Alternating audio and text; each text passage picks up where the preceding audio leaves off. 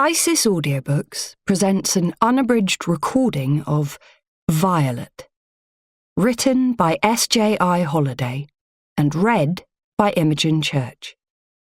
The moral right of the author has been asserted. This performance is owned by Isis Publishing Limited. Prologue.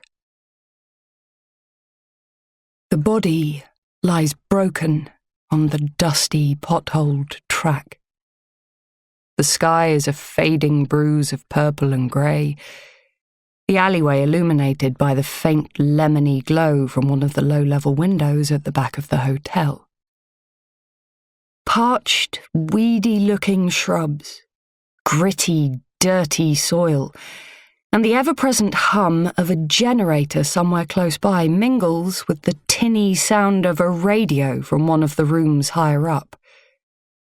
A mangy dog appears, its unclipped toenails scraping the cracked concrete. It sniffs, whimpers, before starting to lick at something dark and wet that's pooling on the ground near the dead man's head. The hooded man pushes the body slowly with his boot, and the dog starts circling, saliva dripping from its hungry mouth. The man makes a clicking noise with his tongue, stamps his foot once, hard. Sht, sht. The dog whimpers once more, then slinks away into the thick night. "Tell me what happened," the hooded man says. He spits out a chewed matchstick and takes a pack of crumpled cigarettes from his back pocket. "I told you on the phone." The young woman's voice shakes as she tries to compose herself. "He fell. He was climbing up the balconies. He was nearly at ours. We shouted at him. We threw things, tried to get him to stop. We told him we would call the police." "What did he say?" He lights a cigarette, puts the used match back into the box. "Nothing. He laughed. Then he said, 'Let me in, little pig, or I'll huff and I'll puff and blow your house down.' It was creepy." The hooded man snorts. "What does this mean, little pig?" "Little pig." She shivers. "It's from a nursery rhyme. It's the big bad wolf." "Wasn't he with the Red Riding Hood?" "Another one." She shakes her head. "I guess there are lots of wolves in fairy tales."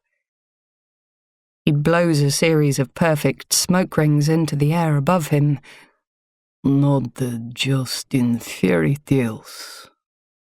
He coughs up a ball of phlegm and spits it on the ground, and she feels a light spray misting across her sandaled feet. She swallows hard, trying not to retch, whimpers just like the dog. "Please," she says. "Please help me." The hooded man shrugs. "Why don't you go to police if it was accident, like you say?" But what if they don't believe it? I've heard things, bad things." "Bad things about wolves?" "Bad things about Russians," she thinks. Finally, she looks him in the eye, holds his gaze. He's not that bad looking. This is not the worst thing she's ever done. "Please," she says. "Can you make this go away?" He comes closer to her, stepping over the body. She can smell him now, his hot, stale sweat. She wonders when he last washed. She shudders, imagining the smell inside his clothes to be much, much worse. Hot acid roils up her throat, and she swallows it back. She has no choice about this. She needs his help. "And the other girl," he says, blowing smoke slowly into her face. "Where is she now?" Her eyes flit up and left, towards the balcony. His eyes follow, and then back to her again. His stare is hard, his expression unreadable. She says it again, more pleading, more desperate. "Please, can you make this go away?" He grins, revealing sharp, wolfish teeth, and she hears the chink of metal on metal as he unclips his belt. There's a brief pause while he removes the cigarette and drops it on the ground, grinding it into the dirt. Then, without breaking eye contact, he slowly pulls down his zip. His huge, dark pupils gleam in the moonlight, full of want. She can't look at him anymore. She closes her eyes and tries to imagine herself somewhere else. With someone else, somewhere far from here, somewhere long ago. He shuffles closer towards her, and his trousers slide down to his ankles. The sour milk smell of him hits the back of her throat, but she won't cry. She refuses to cry. She can do this. She has to. He lays a rough, warm hand on top of her head, exerting just enough pressure to force her to her knees. Gravel cuts into her bare flesh, but she barely feels it. She is numb. "Oh yes, little pig," he says. "I can make this go away." Beijing. Chapter 1. I'm sitting alone on a concrete bench. Around me, people are swarming, shouting quickly in a language that I can't understand. Above me, the sky is a thick powder blue, like dirty paintbrushes swirled in water. The smog is so dense I can taste it. Waves of panic wash over me as I try to inhale some fresh air, and I wonder how anyone can breathe in this city. What started out as an exciting, fun morning has rapidly declined into panic and frustration. And not for the first time, I regret leaving Sam behind in Bangkok. There is something easy about that place, with the swarms of British backpackers and grinning Aussies, men on stag parties, cold beers and menus written in English. Even though Thailand is as far away from the English countryside as can be, there is a certain warmth, familiarity. Despite all the stories you hear, I felt completely safe there. But then me and Sam had that stupid falling out in the hotel lobby. I can't even remember how it started. And so here I am, sitting outside the Beijing International train station. No boyfriend, only half my luggage since my rucksack went AWOL somewhere on the way to China, and still no ticket for the train I want, which leaves tomorrow morning. I could call Sam, beg for his forgiveness, ask him to follow me out here. But firstly, I know he doesn't want to, and secondly, I'd only be doing it out of desperation. He got sucked in Thailand, didn't want to follow the plan, my plan, loop back via China and the Trans-Siberian Express to Moscow before flying home from there. He'd gone into an internet cafe and resigned from his job. He was getting more excited than I liked by the cheap beer and the hordes of stunning young women that seemed to flock to him on a daily basis. "I'd just like to hang about here a bit longer," he'd said. "Lighten up, sweetheart. You need to smoke some more weed." Idiot. He'd changed since the group of German students arrived. There'd been a wild night. I'd felt uneasy, but he'd felt the opposite. "This is the kind of fun I came for," he said. To them, not me. I knew then that my Sam was gone. Was I angry? Not really. I just hope he stayed sober enough to do the appropriate checks on some of those beautiful women that he and the German lads were spending so much time with. Now I'm alone in Beijing, a bustling metropolis of nearly 22 million people, feeling properly homesick for the first time in months. I did have fun yesterday, going for a proper Chinese tea ceremony with a young couple I'd met in the gardens near the Forbidden City. The tea had been ridiculously expensive, and I'd realised early on that it was a scam of some sort, but as scams go, it was pretty friendly. And I know more now than I ever thought I needed to about the many different kinds of Chinese tea. This morning, I was buzzing, ready for another full-on day, making sure I could fit in as many crispy duck pancakes as I could manage. All I had to do was pop down to the train station and buy my ticket. The station is huge, the guidebook said, but buying a ticket should be simple. Just make sure you go to the international section. When they said huge, I hadn't quite realised what that meant.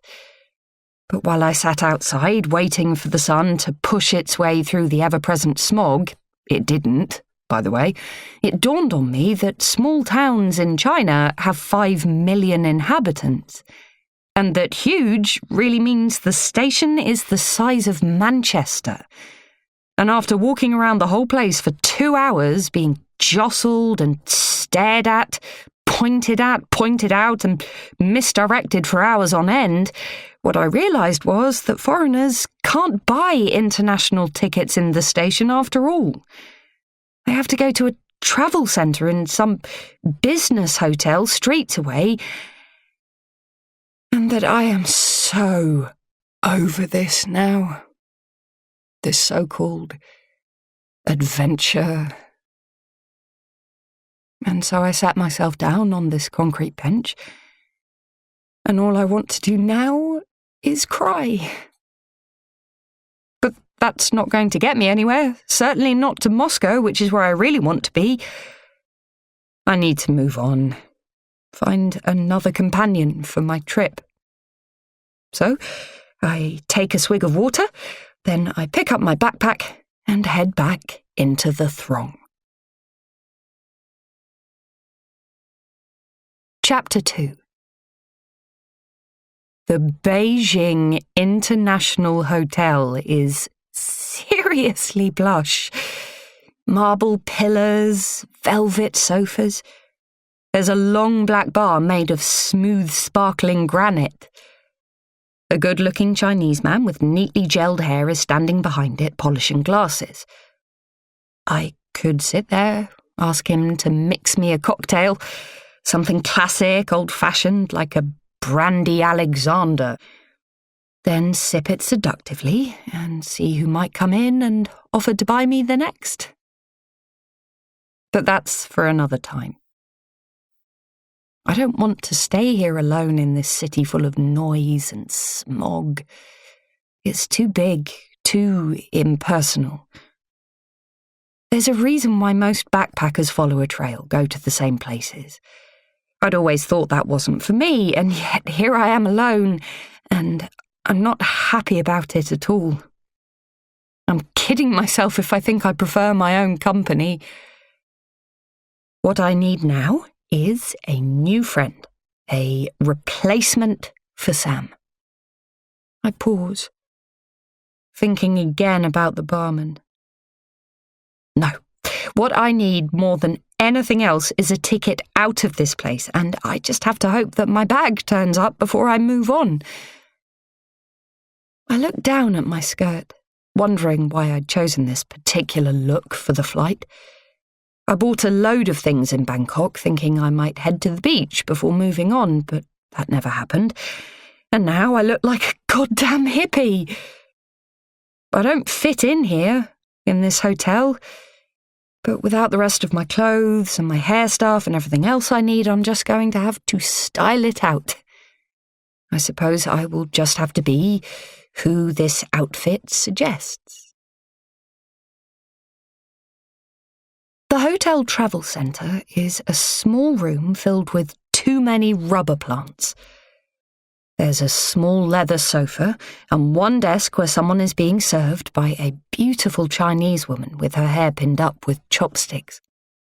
I've seen this before, but not on someone wearing a navy business suit.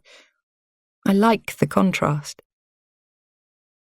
The air conditioning is on full and I'm relieved to be out of the thick, sticky heat. But after a few moments, I'm already feeling a chill on my legs. I watch the woman with the chopsticks, smiling and nodding at the customer. Blonde, hair in a messy ponytail, shorts, backpack on the floor, another traveller. Another me? I hope so. So, you're saying I can't get any sort of refund on this, even though I booked it 6 months in advance? Chopsticks nods again.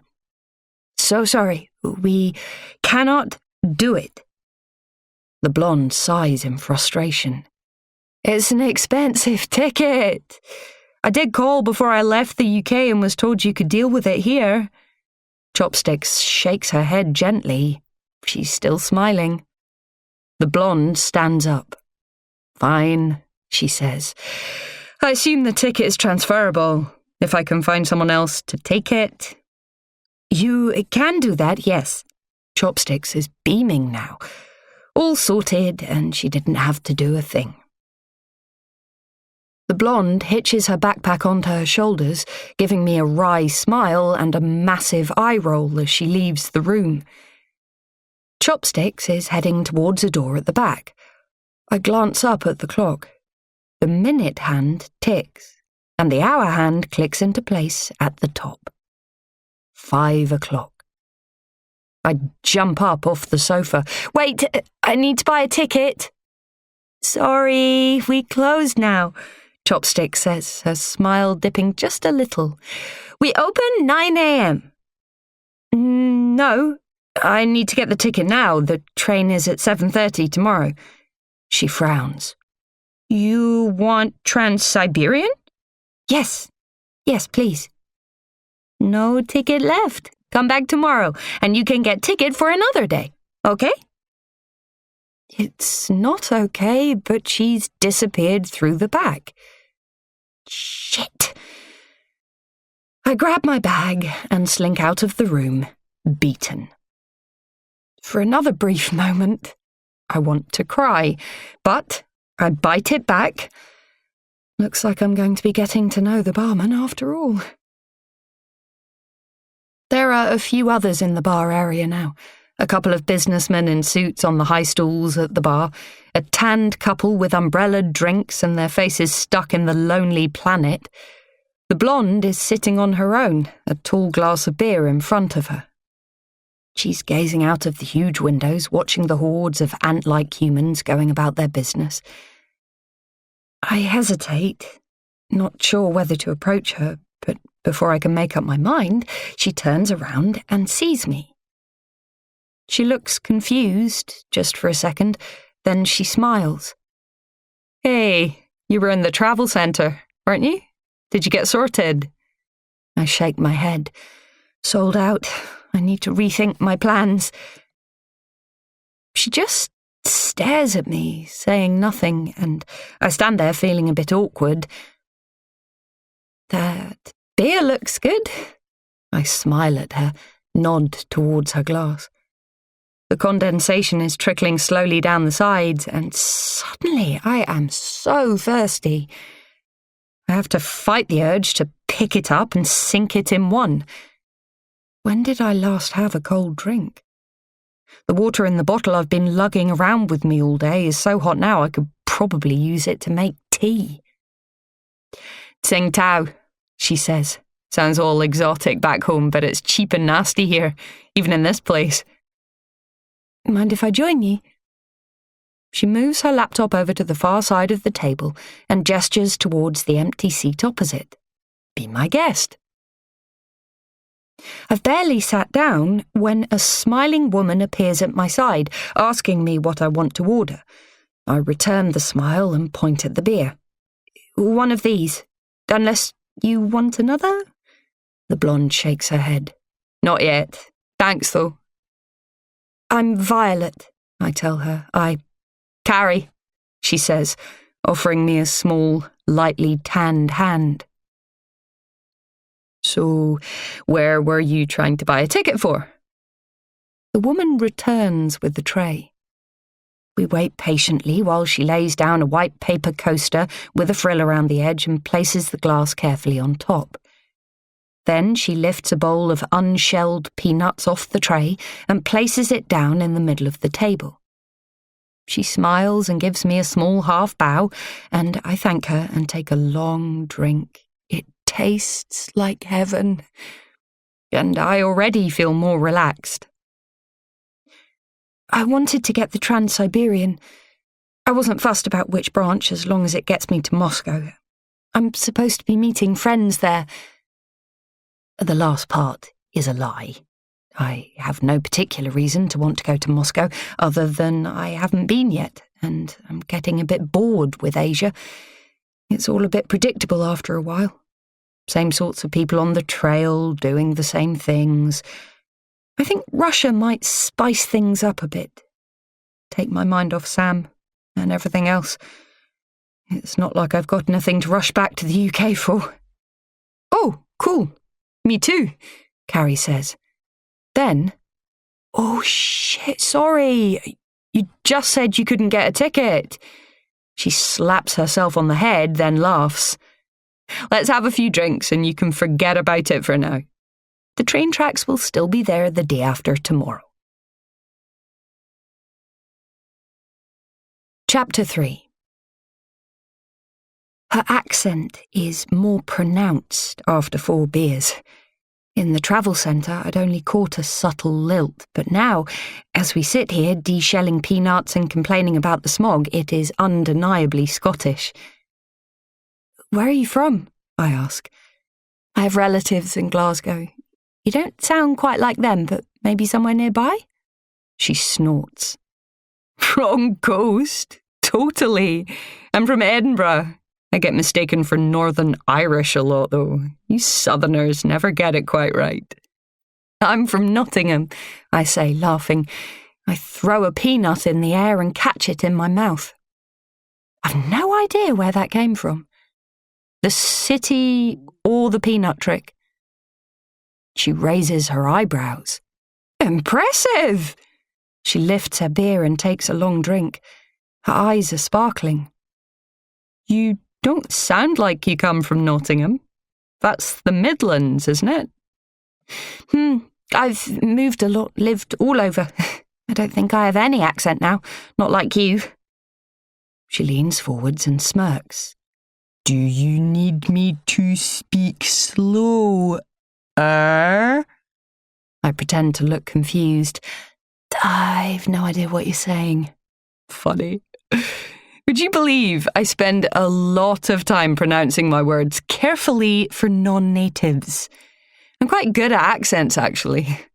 She throws a peanut and tries to catch it, but it goes way wide of the mark. She swears under her breath, but she's grinning. Oh, damn it, she says in a good approximation of my accent. She's right, she's a decent mimic.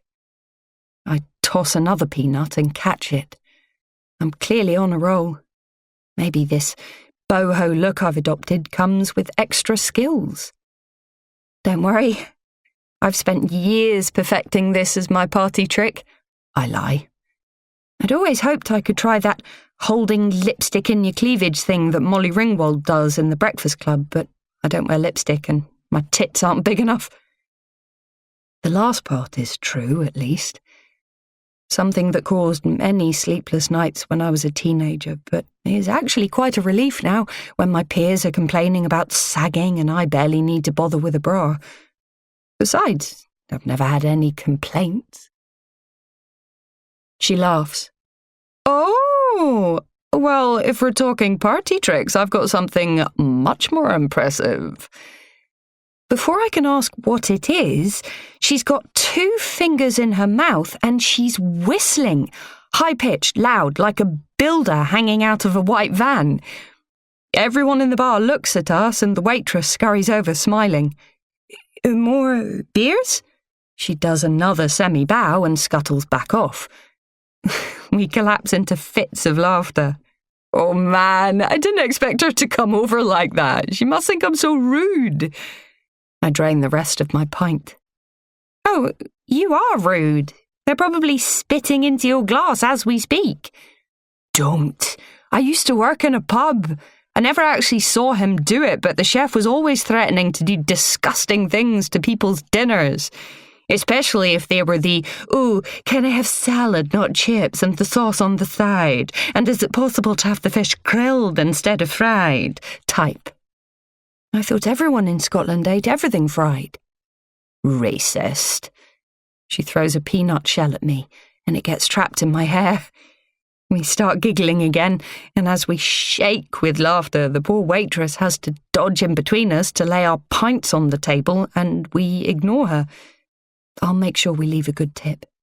Assuming Carrie has cash, that is. We have to cater for the tourists, she says. Some of them eat vegetables. Except the Americans. Well, unless they're Californians, but not many of those make it all the way to Scotland. It's a long way to travel to wander about in the rain looking for haggis. She snorts. I can't stop laughing. My face aches from it, my throat dry, so dry that I almost choke, and while I'm choking, Carrie throws another peanut shell at me and she's off again. I can't remember the last time I've laughed like this. Not with Sam. Not with anyone. Not for a very long time. Carrie wipes her face with a cocktail napkin. Besides, spitting is actually okay in this country, as is squatting on toilet seats. I pull a face. Only the squat hole ones.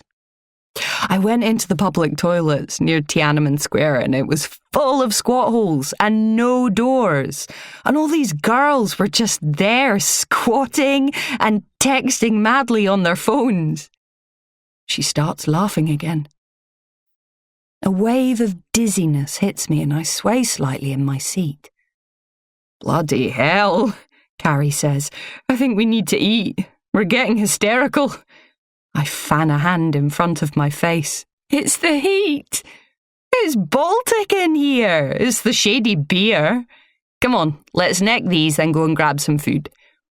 You know what? Since it's our last night here, I really fancy going to the Hard Rock Cafe. I know it's cheesy as fuck and lacking any sort of cultural awareness, but... She pauses, leans in closer to me. I am so sick of rice. She laughs and deshells another peanut. Plus, Laura collects the badges, so I want to get her one. The laughter drains out of me, like water down a plug hole. Who's Laura? She waves a hand in front of her face. Her face crumples slightly. I told you, didn't I? I was meant to be travelling with her. She's my best friend from school. We went on a big night before we were due to leave, and she fell down the stairs wearing stupid heels. She pauses, takes a long drink. I watch her throat moving as the liquid moves downwards, a long, slender neck, perfect pale skin. Okay, we were actually a bit pissed. She puts the glass down and raises an eyebrow. A lot pissed. A lot more pissed than this. Anyhow, the travel insurance wouldn't cover it. She was gutted. I was gutted. I nearly didn't come. But then I thought, you know what? Why should I not come? Why give up the chance of a trip of a lifetime? Neither of us would be able to save for it again. So I came. Good for you, I cut in, relaxed again now that it's clear that Laura won't be joining us. So, how long have you been here? Oh, here? Not long. A few days. I was in Vietnam, Thailand. I feel sober all of a sudden. Were you in Bangkok? I've just come from there. I wonder now if I have seen her before. That maybe this is why I feel connected to her. Nah, just the airport. I was meant to spend a night in the city, but the taxi driver recommended this trip to Koh Samui and told me the beaches were better than the stinking city streets. His words, not mine. I kind of regret it now. But hey, I've been in the night market here, I've eaten locusts, I've done the things. Anyway, what are you doing here on your own? Been dumped? I don't want to get into this right now. Something like that, I say. She sits back in her chair, and I realise then that she's quite drunk, her eyes glazed, swimming in and out of focus. It's good that she's relaxed, because the more relaxed she is, the better chance I have of convincing her to let me have her spare ticket for the train. I like what I've seen so far. I want to get to know her better. Chapter 4. We're giggling as we fall into a taxi outside the hotel, and the beginnings of drunkenness start to fade, turning instead into a state of blissed-out happiness that I haven't felt since I arrived here. The driver is infected with our laughter and blurts out random names of rock stars as he drives us through the endless streets, horns honking around us. Bicycles weave by us as our driver calls out, "John Bon Jovi!" and "Bruce Springsteen guitar!" and starts to sing the chorus of Born to Run in heavily accented English, and Carrie waving a hand in front of her face, mouthing, "I can't breathe," which only makes us laugh more. Carrie's laughter has turned into hiccups by the time we reach the entrance.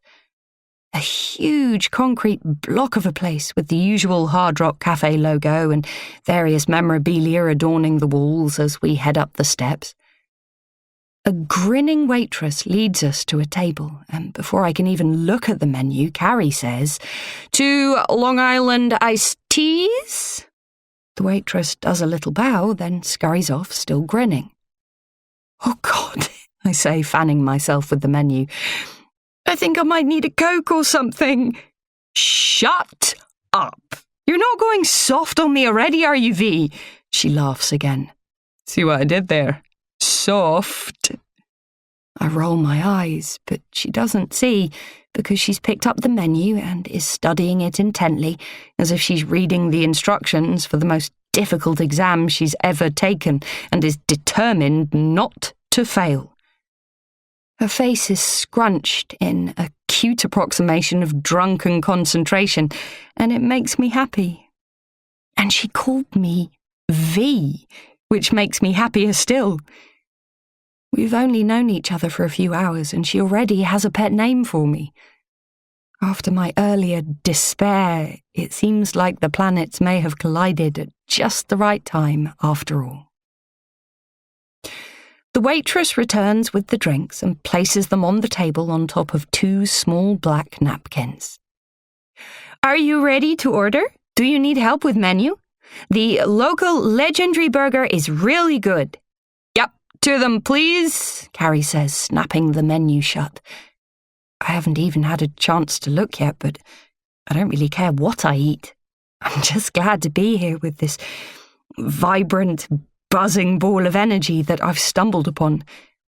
She lifts her drink. Cheers, she says, to new friends and new adventures. We chink glasses and I take a sip. Carrie downs half of hers in one. The waitress is still gathering up the menus, tidying up the table, and I grab her arm gently. Could we have a jug of water too, please? Of course. She grins at me and scurries off. Carrie rolls her eyes. You trying to stop me getting drunk? No, of course not. I pause, worrying now that I've upset her. I just need a drink of water, or I'm not sure I'm going to get through this cocktail. I'm a bit of a lightweight. What's in it? She laughs. Oh my God. You mean you didn't go out underage drinking in places like this and order the cocktail with the most alcohol you could find because you could only afford one? I shake my head. I didn't really do anything like that. There was nothing like this near where I grew up. Me and Laura used to go up to this American diner place on the high street, you know, the Royal Mile. That road that all the tourists love because it links Edinburgh Castle to Holyrood Palace, and it's full of tacky tartan fudge and bagpipers. She laughs again and takes a sip of her drink. It was called the Filling Station. When I first heard of it, I thought it was a garage. Anyway, it was a great place for underagers. I think they thought we wouldn't stay too long so they could get away with it. Seeing that, most of the bars around the Grassmarket and the Cowgate let us in too. Starting the night with one of these was our wee tradition. I take a sip, and it's actually quite nice. Sweet and sour, but with a definite kick. I feel the warmth hit my stomach, and I let myself relax again. I'm not that much of a lightweight. Far from it. I'm just trying to keep my wits about me so I don't blow it with my new potential friend. The water arrives, and then the burgers, and we don't talk for a while as we eat. Carrie picks up the burger and squashes it together as much as she can, opening her mouth and taking a huge bite. Sauce dribbles down her chin and she wipes it away quickly with a napkin before taking another bite. She is devouring it, as if she hasn't eaten for days, whereas I have removed the salad and the bacon and have cut the burger in half, nibbling on it. I feel self-conscious as I eat, but Carrie is one of those people who just gets stuck in, and I think this says a lot about her. Tell me about this ex, then, she says, still chewing. Did he dump you on the trip or before you left home? Come on, V, what's your story? I lay the burger back on the plate and nibble on a couple of fries. It was in Bangkok. He just dumped me, just like that. No explanation. I didn't bother to hang around. Fuck's sake, what a prick!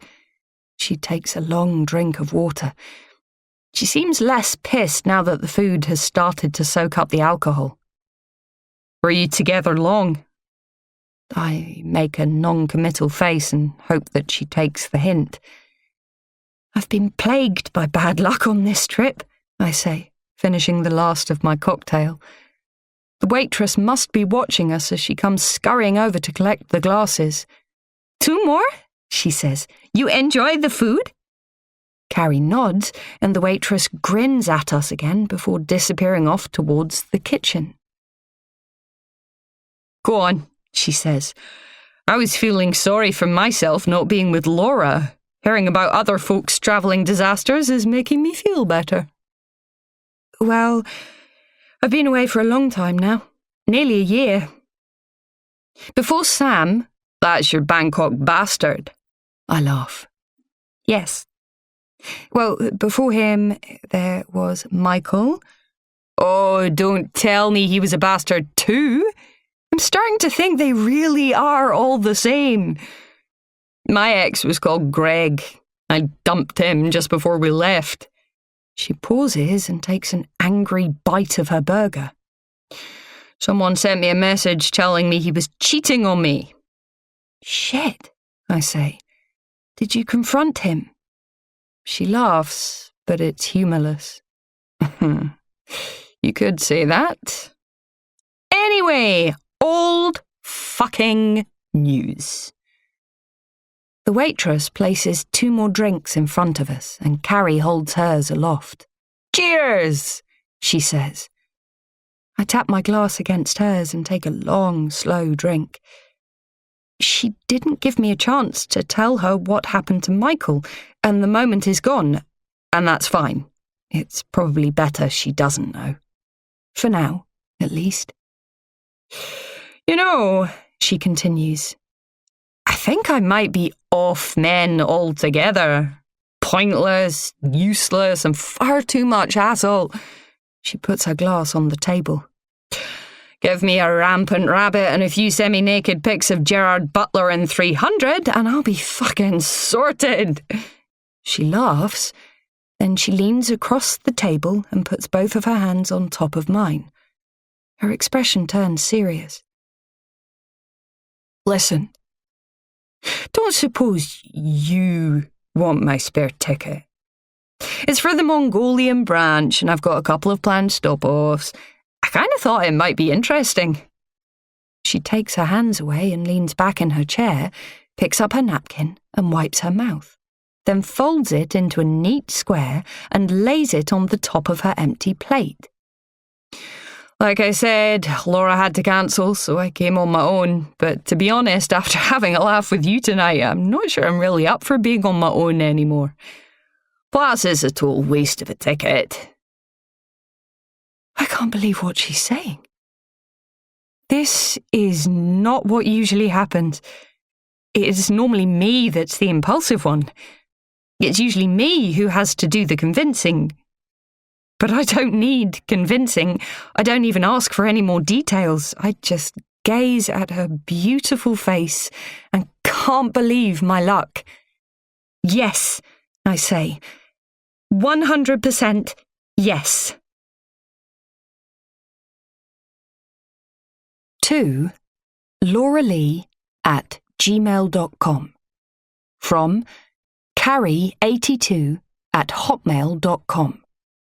Subject, got a new pal, you're dumped. Only kidding. Right, so I tried to get a refund on your portion of the train ticket, but the woman was like, computer says no, raging. Anyway, met this woman at the travel centre. She'd been dumped by her useless boyfriend. Sounds familiar, eh? And they said there were no tickets left. Anyway, I saw this girl and I thought she might be an interesting travelling companion, mainly because she headed straight to the bar when they told her there were no tickets left. So I just blurted it out and asked if she wanted to take the ticket, and she said yes. Yay! Maybe because I didn't say she had to pay for it, but we can work that out. Anywho, we went out for dinner and she's a total riot. I'll email you again ASAP.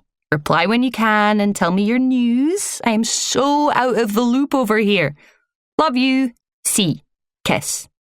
P.S. Hope you're recovering and not too jealous about me jet-setting around the globe while you're in your jammies with that big stookie. You know what? I think we, but mainly you, need to start wearing more sensible drinking shoes. PPS, I know you keep banging on about me using Messenger, but I am trying to avoid being on there because you know why. And anyway, you can look forward to my emails like I'm sending you a postcard. In fact, maybe I will send you a postcard. Hashtag old school. PPPS, I got you a badge. Smiley face. Beijing, Ulaanbaatar. Chapter 5. We made it onto the train without any issues. Smartly suited but unsmiling hostesses showed us to our cabin, and we immediately went off to find the dining car, to have a drink and to see who else was around. And now that the buzz has worn off a little and the hangovers are kicking in, we're back in the cabin, sitting on the edges of our beds. I've dealt us both our cards and placed them on the small table under the window between us, but they remain untouched, next to 2 plastic cups filled with warm Coke. It was Carrie's idea to play poker, but apart from her telling me the rules, we haven't got very far. Carrie gazes out of the window, and I watch her, watching the landscape. Flat fields of cracked ochre mud, pylons and run-down shacks. I have no idea where we are. Other than that we are still in China because we haven't stopped yet to let the border guards come on. I heard someone earlier, one of the old ones from the organised tour group, say that we would hit the border late at night or early in the morning. They'd slow down the journey on purpose so that the guards could join the train when most people were sleeping. Then we'd sit for a while as they changed over the wheels on each carriage because of the wider tracks outside of China. We saw the sellers clambering on at the last stop, laden with checkered laundry bags filled with cheap jeans, fake branded t-shirts, bags and caps. The guards might let some of them through without paying import tax, or they might not. It was a risky business, but it was better than drugs, and people had to make a living somehow. Those sellers won't be sleeping tonight. They'll be waiting in their cabins, drinking black coffee to stay alert. Their gifts for the border guards stashed under the bunks, hoping for a sympathetic ear. I wanted to take a sleeping pill and avoid the whole thing. I'd experienced it all before at other border crossings, and I knew the guards would be loud and rude and unreasonable. They could search the whole of our cabin, toss everything on the floor if they wanted. I didn't know if Carrie knew any of this. "Have you crossed a border on a train before?" I asked her. She snorts. "Of course! In Europe, though, not in Asia. I once smuggled a lump of hash from Amsterdam to Paris in a sock. I was terrified the whole time. When the guards came on, I nearly peed my pants. But they didn't even look at me. I guess I don't look like an international drugs mule." She laughs, takes a sip of Coke. "In fact, that means I might make a good one. Maybe I'll look into it." She winks. Perhaps I've made a big mistake. I don't even know her. She found me at my most vulnerable and she helped me. I appreciate it. We had fun. We can have more fun if she lets me stick around. "I was just thinking about dinner last night," she says, as if she has just read my mind. As predicted, it was totally cheesy and we could have been anywhere, but I kind of liked how excited that group of students were to see us. So random that they wanted to take so many photos of us. "They think we're exotic," I say, "with our pale skin and wide eyes. Our height, too. We're like goddesses to them. They've no idea that they're the beautiful exotic ones." "Speak for yourself," she says. She licks her top lip with the tip of her tongue. I feel something stir inside me. She is exotic, more so than me. Her skin is smooth and lightly tanned. Her blonde, highlighted hair is naturally straight and shiny. She wears neatly fitting shorts and vest tops. She smells of lemons. I, on the other hand, seem to be clad in rags beside her. My long gypsy skirt and faded Nirvana t-shirt don't really show me off like her clothes do. My hennaed hair is in need of some TLC. It's been so long since I brushed it, it's turning into dreadlocks. I'm always pale, avoiding the sun. I smell of rose and jasmine, a blend of oils that I've been wearing since I was 13 years old when I first mixed them together in an atomizer that my grandmother left me when she died. We are very different. And yet here we are. She offered me the second bed in her cabin. She let this happen. She let me borrow whatever I needed until my bag turned up. Of course, it didn't turn up and probably never will. I will buy what I need when we get there. I'll change my style again. I don't know what people dress like in Ulaanbaatar, but it won't be long before I find out. I glance at Carrie. She's lying on her bed now, still and quiet, one hand resting on her chest. Her rib cage gently rises and falls. I can see the perfect mounds of her breasts above her thin vest. Her clavicle stands high and sharp, and I have to try very hard not to lean over and run my finger across it. I'll pay for the ticket when we get to the next stop, I say quietly. I hope she'll let me stay with her in Mongolia. I feel like we're only just getting started. Whatever, she says, in a way that says she's chilled, not indifferent. She doesn't open her eyes. I stare out at the window. Those same bleak fields, the rhythmic ba-dum, ba-dum of the train on the tracks. I lean back against the wall, letting the sounds hypnotize me. Ba-dum, ba-dum. A screech, now and then. The train lurches from side to side. I close my eyes and wonder what would have happened if I hadn't walked into the travel centre and found her there, and me so desperate to take this trip. She's my beautiful, perfect saviour. I've barely thought about Sam since I met her. She's going to be good for me, I think. I just hope I can control myself this time.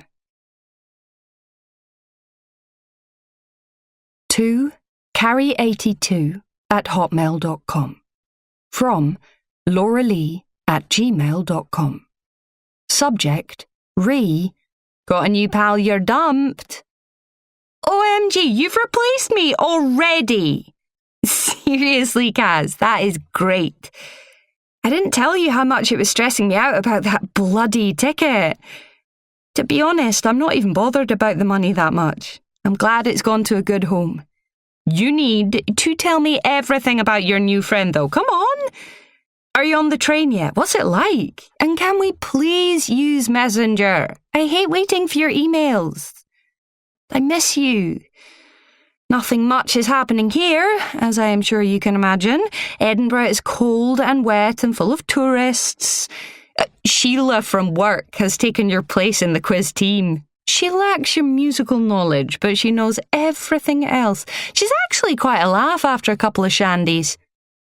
Tell me everything. Miss you. L. Kiss, kiss, kiss. P.S. I saw Greg. I know that's what you were hinting at, but are refusing to acknowledge. Why won't you tell me what happened with you two? He looks forlorn. 2 lauralee@gmail.com. From Carrie82@hotmail.com. Subject, got a new pal you're dumped. Her name is Violet, and she reckons she's from Nottingham, but she sounds more like a home counties rich kid, and she dresses like a proper 90s grunge hippie. Is that a thing? She has terrible hair, all matted henna dreads. She really needs a makeover. She looks like she's been travelling for 20 years. I'm pretty sure she's our age, though. But apart from that, we seem to be totally on the same wavelength, and I'm loving hanging out with her. We'll see how it goes. Yes, we are on the train. I'm writing this from the toilet. I went for a walk along the carriages, and there's a massive tour group full of pensioners, and they are bloody loving it. Me and you need to do massive trips when we're pensioners. None of that bingo fish and chips Friday shite. I told you I'm not using Messenger. Anyway, the time difference means we'll hardly ever be online at the same time, so email makes more sense. Plus, I can write loads without you butting in. I'm not talking about Greg. We'll email more when we get to the next stop. The train is great. It's like the Orient Express, except not as fancy. You would love it. See, kiss. P.S. There is a very sexy guy working in the restaurant. I think he's Russian, but that is based entirely on his brooding Slavic cheekbones. Can cheekbones brood? Are Russians Slavic? Ask Sheila if she knows so much. He's never actually spoken to us. He's given us free vodka at every meal. Maybe he gives it to all the guests, but I think he fancies me, trying to decide whether to proceed. P.P.S. I am not going to proceed. I am so off men right now. Ulaanbaatar, Chapter 6. Carrie has been reading the guidebook entry for Mongolia. Their capital, Ulaanbaatar, is our first proper stop on this journey where we will actually get off the train for longer than a 5-minute cigarette break. Genghis Khan was born around 1162 near the border between modern Mongolia and Siberia. Legend holds that he came into the world clutching a blood clot in his right hand. Carrie reads aloud. Before he turned 10, his father was poisoned to death by an enemy clan. His own clan then deserted him, his mother and his 6 siblings in order to avoid having to feed them. She blows out a breath. Harsh. That's all fascinating, obviously, I say, tipping a cigarette out of the packet from the fresh carton that we bought at the last stop. Something else that the platform sellers are keen on hawking. I stick the cigarette behind my ear. But have you booked accommodation here? Only, well, I don't have anything, obviously. And I can ask a taxi driver or... Oh, for God's sake, she says, jumping up off the bunk and dropping the book into her backpack. You can stay with me. I've got everything booked for 2, haven't I? She hoists her backpack onto her shoulders. Come on, let's go down to the door. We'll be stopping in a minute. The train has slowed right down, and it's clear from the chatter outside in the corridor that the tour group are excited that we're approaching a major stop. I pick up my own backpack and follow Carrie out of the cabin. Our little home for the last 24 hours where we've started a new friendship and a new adventure. I'd been scared to ask if she was happy for me to continue on the journey with her, wondering if maybe up to the first stop was all she was happy to share. I don't want to seem too needy. I've made that mistake before. Have a wonderful time in Ulaanbaatar, girls, says a sprightly-looking lady in beige pocketed jungle shorts. I can't remember her name. See you in Moscow, Marion. We'll get fired into the proper vody there. Carrie pats her back pocket. I've got your email. She's staying off the firewater from now on, the man next to her says. Can't control her. Carrie laughs. Well, Steve, what kind of fun would it be if you could control her, eh? She steps forwards and hugs them both. Then we climb down the steep metal stairs and onto the dusty platform. Right, she says. Let's go and find out what this place is all about. I follow her down the platform, envying her warm, easy personality. She'd got to know the people in that tour group while I'd been far more reserved, spending most of my time watching her engage. She is fascinating. I had planned to get off elsewhere, but Carrie's ticket had destinations pre-booked, and with her helping me out, I could hardly make a fuss. She hasn't said anything about paying her since she handed me the ticket, and she's paid for everything else, too. I'm wondering if I don't bring it up, will she? It's not like I can't pay her. I assume I can withdraw what I need in Ulaanbaatar, and I have a roll of emergency dollars in a hidden pocket of my bag. But why pay for things if you don't need to? We're outside the station now. I'm smoking, casting a surreptitious eye around the place, but trying to look casual, while Carrie speaks to the station guard, showing him the map and the guidebook. He's shaking his head and pointing to the patch of land that seems to be the car park. Several men stand waiting. All of them are smoking. None of them look particularly threatening, but you never know. I would suggest that we walk, but my quick flick through the guidebook earlier makes me think it might be too far with our rucksacks to carry. I take a moment to check Sam's Facebook and see that he is #hanging. What a surprise. All he seems to do there is party. There's a picture of him with one of the German lads, both of them grinning and holding massive beers. I enlarge the photo, trying to see if there are any girls in the background, but it's dark and grainy, probably in one of those awful clubs. I put my phone back in my bag. Looking at the mainly elderly gents hovering around their tatty cars, I think it's unlikely that any will offer to carry our bags on their heads like they did when I was in India. I told Carrie about this in the Hard Rock Cafe, and she snorted in an "I don't believe you" way, but the only places she'd been before Beijing were Vietnam and Thailand, and the culture there is not the same at all. The Indian bag carriers are called coolies, and they are waiting at every train station. Between them and the men lugging around the huge pots of steaming chai and tiny earthenware cups, it's a very different experience to this so far. Also, there are no monkeys scampering across the tracks here. So far, Mongolia is not particularly inspiring. A trickle of the younger passengers have set off on foot, while a few others have headed towards the taxis.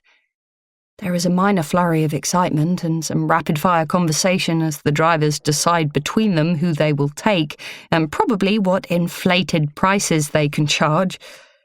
Luckily, Carrie has read the guidebook in more detail than I have, and she won't let us be ripped off.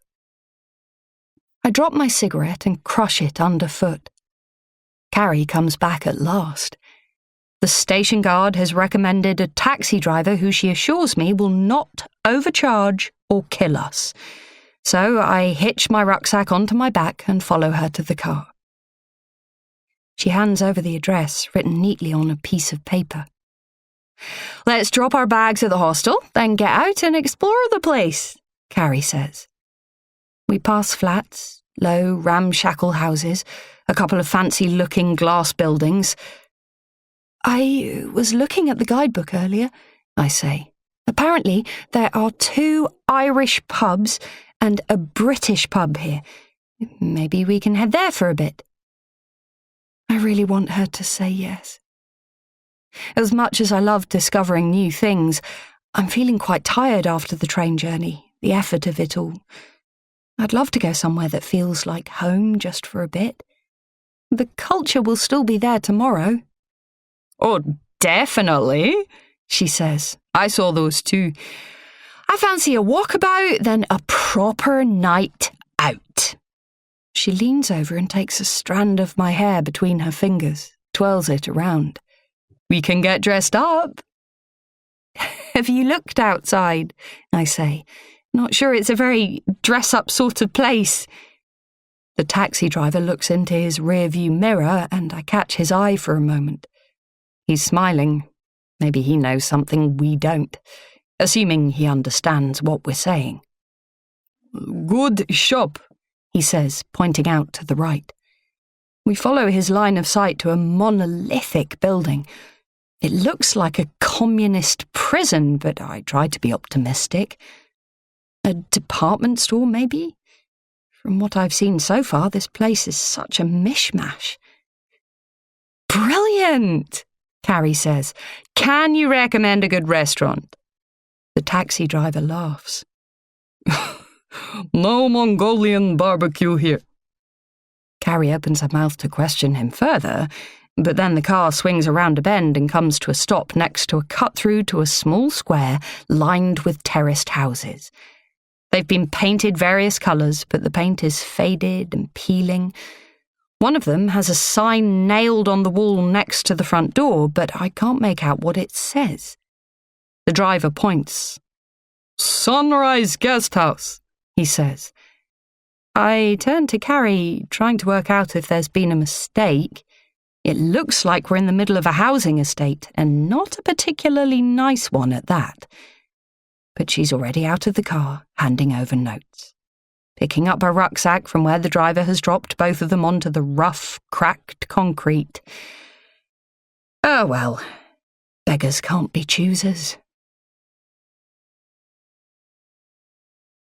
Chapter 7. The front door opens before we get all the way across the square. "Welcome, welcome," says the woman standing on the doorstep. She is tall and slim, long dark hair in one braid over her shoulder. She has high cheekbones and shining almond eyes, and she is wearing faded blue jeans and a cream smock top with multicoloured tassels hanging from the neck. She looks fresh and welcoming, and I feel shabby in front of her. Even Carrie doesn't look so fresh after nearly 30 hours on a train without a shower. As we get closer, I see that she has tried to make an effort with the garden. Despite the scorched patches of grass, there are planters lining the wall under the window, a mix of flowering and spiky cacti, and a few coloured rocks in the dry soil. She sees me looking.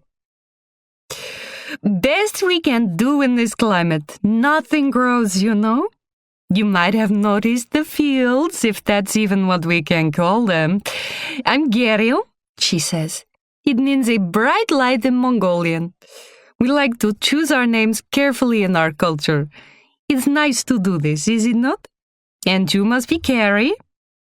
"Actually, I'm Carrie." She steps forwards and the woman at the door beams. "This is my friend, Violet."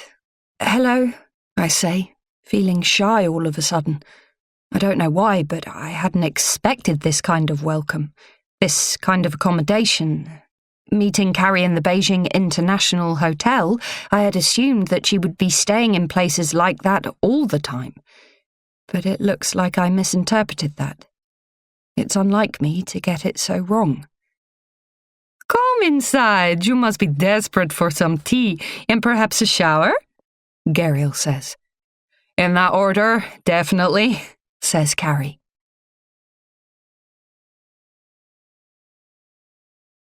End of CD 1. CD 2.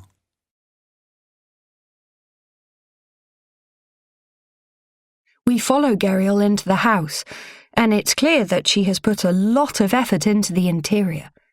I suppose I shouldn't have judged the place by its exterior, but it's a natural reaction. I saw something I liked in Carrie, and so far she doesn't disappoint. "This is the kitchen and the lounge of it. Please come and go as you please. We like to gather here at the end of the day to chat, to drink tea, to talk about our day, and to give thanks." There are various prints on the walls, Buddhas and sunsets, beaches, beautiful women in impossible yoga poses, various words of wisdom printed in a pretty typeface on top of the images. "It is better to conquer yourself than to win 1,000 battles. The root of suffering is attachment. Speak or act with an impure mind, and trouble will follow you." I try to catch Carrie's eye, but she seems enthralled by them. Personally, I think it's all a bit much, and the thought of sitting in the lounge with a group of strangers giving thanks makes me shudder. I might look like a hippie today, but like I said, it was meant to be beachwear. However, letting my hair go matted just makes it easier to handle because I don't have to think about it. I know that one day soon I'm going to have to let someone cut it all off, but for now, it's doing the job. Besides, if I dress like this, I blend in. And I found that blending in is the best way to get what you want. Finally, Geriel shows us to our room. 2 single beds with yellow crocheted bedspreads, a white painted dresser with another cactus sitting on a wooden coaster, and a small bathroom off to the side. Despite my initial reservations, it's perfect, and I'm delighted to throw my bag on the floor and lie down on a bed that is at least double the width of my body. Don't get me wrong, I loved sleeping on the train, but this feels like luxury in comparison. There was barely room to swing a cat in the cabin. At last, I say, kicking off my boots. I thought she was going to make us join a moon circle before lunch. I lift my head to look at Carrie, who is already unpacking, removing neatly rolled clothes from her bag and putting her toiletries on the dresser. She's all right. You need to play the game, Violet. Soak it all up, then discard it. Smile in the right places. It gets you far in this world, especially if you want something. I feel myself bristle at her words, at her insinuation that I am not doing things right. I've been travelling for long enough to know how it all works. I might not be a people-pleaser like Carrie with the shiny hair and the fake smile, but I usually get what I want. She'll realise that soon enough. I say nothing, deciding that letting her believe she is educating me is the right way to ingratiate myself further. I want something, all right, and I know I'll get it. Anyway, she carries on, realising that I am not going to contradict her. Let's get freshened up and get out of here. I want to explore. It has to be more than cracked concrete and dull buildings, the guidebook said. Do you want to have a shower first, or shall I? I give her my best smile, and it knocks her off guard. Oh, right, yeah. You go. Hang on. She rustles about in her bag and pulls out a fat red tub. Put this on your hair. Leave it in while you get washed and whatever. It'll soften those tangles. She cocks her head to one side, appraising me like a little bird. I might even be able to brush it for you. She stands beside me at the dresser, and we look into the mirror together. She pulls my hair back off my face.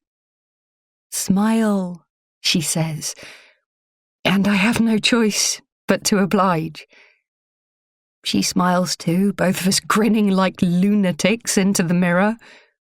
See? We're quite alike, actually, when you get that mop out of the way. I'll give you a makeover, and then we'll hit the town.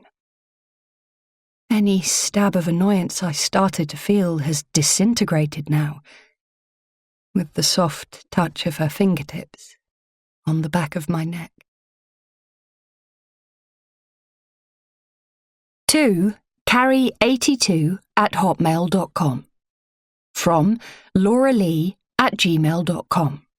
Subject, re, got a new pal, you're dumped.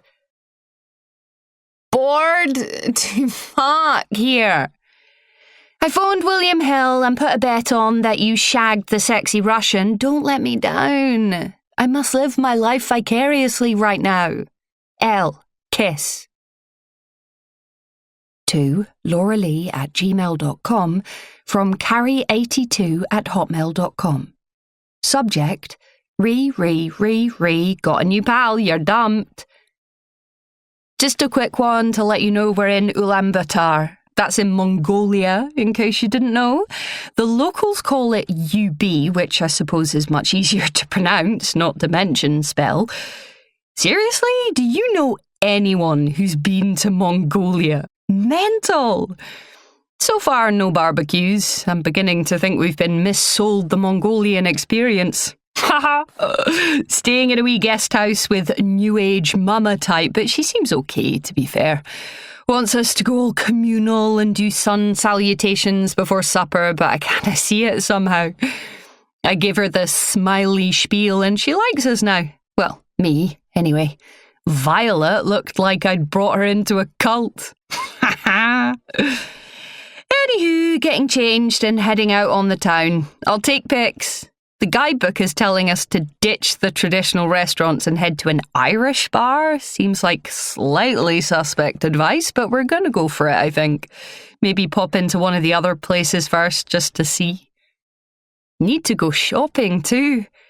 Taxi driver pointed out this big hulk of a building that looks like it might sell 10-kilo bags of rice and shoes made from Hessian sacks, but I'm trying to remain positive. I wonder what Mongolian chocolate is like. I'll bring you some. Missing you, doll. Violet is nice, but she's no you. I'm giving her a makeover if she ever gets out of the shower. Damn it, should have taken a before pic. What's your news? C. Kiss. P.S. Hope you didn't bet your flat on the Russian. Told you, I'm off men. Too much stress. 2. Carrie82@hotmail.com. From lauralee@gmail.com. Subject, re. Got a new pal, you're dumped. Glad to hear you're missing me. My leg has reached peak itchiness. Thankfully, I had a knitting needle from that kit we both bought after the beginner's workshop. It's perfect for scratching down inside the cast, but I think I might actually start knitting something. Might have a scarf for you by the time you get home. BTW, I was expecting more from you on the Greg thing, mainly because you didn't even ask how I ended up seeing him when I'm stuck here with this affliction. I'm actually quite good on the crutches. My mum came and took me down to Costa. I nearly cried. I hate being stuck inside, especially when you're over there doing the most exciting things ever. Buy me a handbag made from yak wool or whatever weird animals they have over there. Andy and Elaine are coming over later with Dominoes and the new Halloween DVD. I'd say, what has my life become? But it's better than sitting here on my own. At least I got out to the quiz the other night. I might replace you with Sheila long term. As if.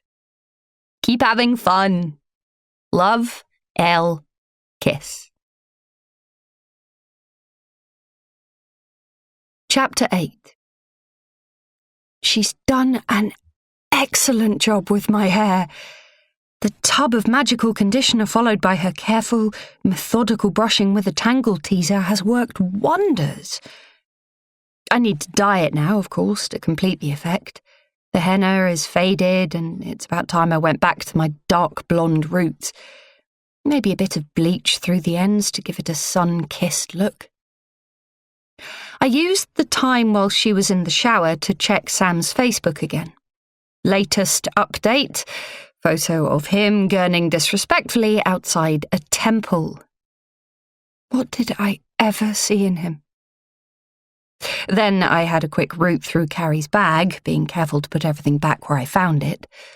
I tried to check her phone, but she's got a password on there, so I had a squiz at her laptop instead. How are the shorts? She says, glancing down at me as we walk. The t-shirt really suits you, you know. I mutter, catching my reflection in the dull glass of what looks like an electric store. Quite a transformation. She's done a great job with my impromptu makeover, but I don't want her thinking she's changed my life or anything.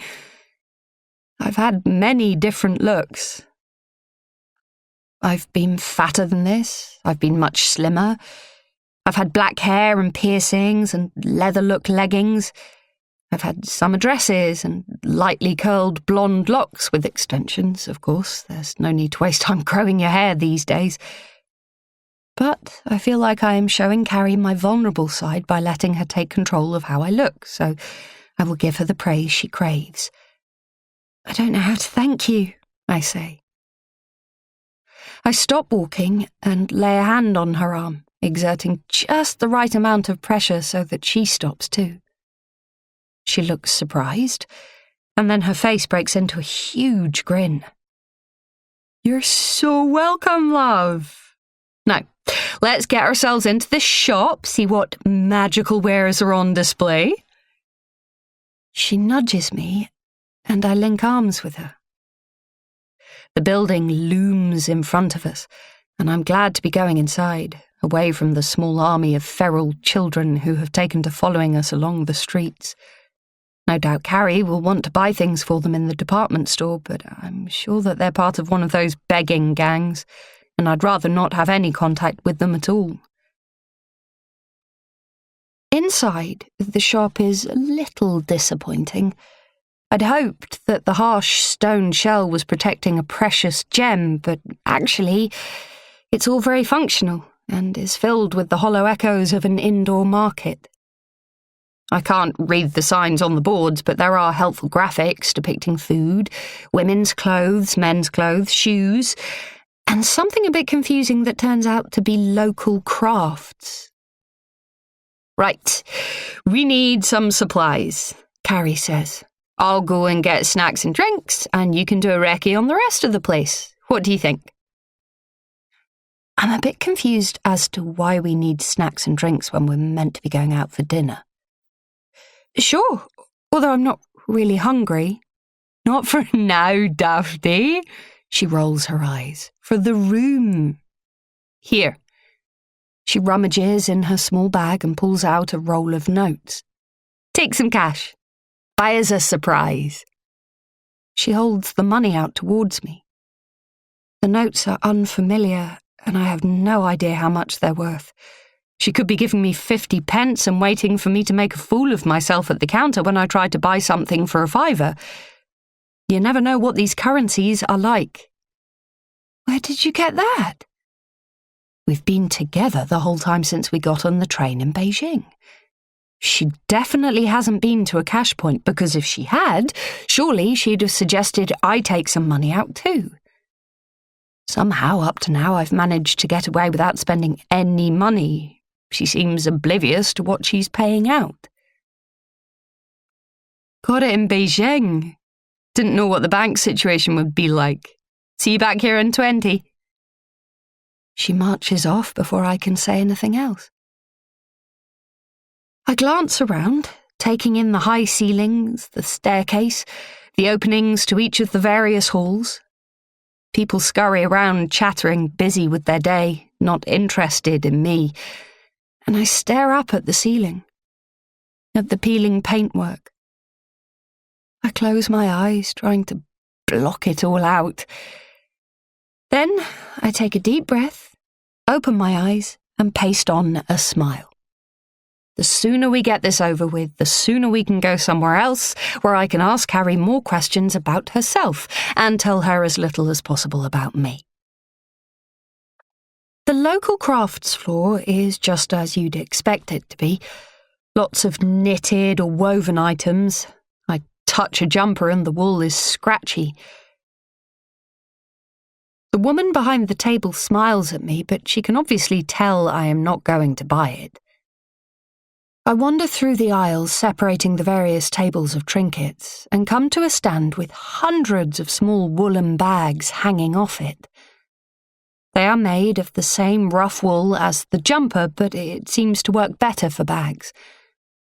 I pick up a yellow one with a maroon rose and a blue one with white stitching around the edges.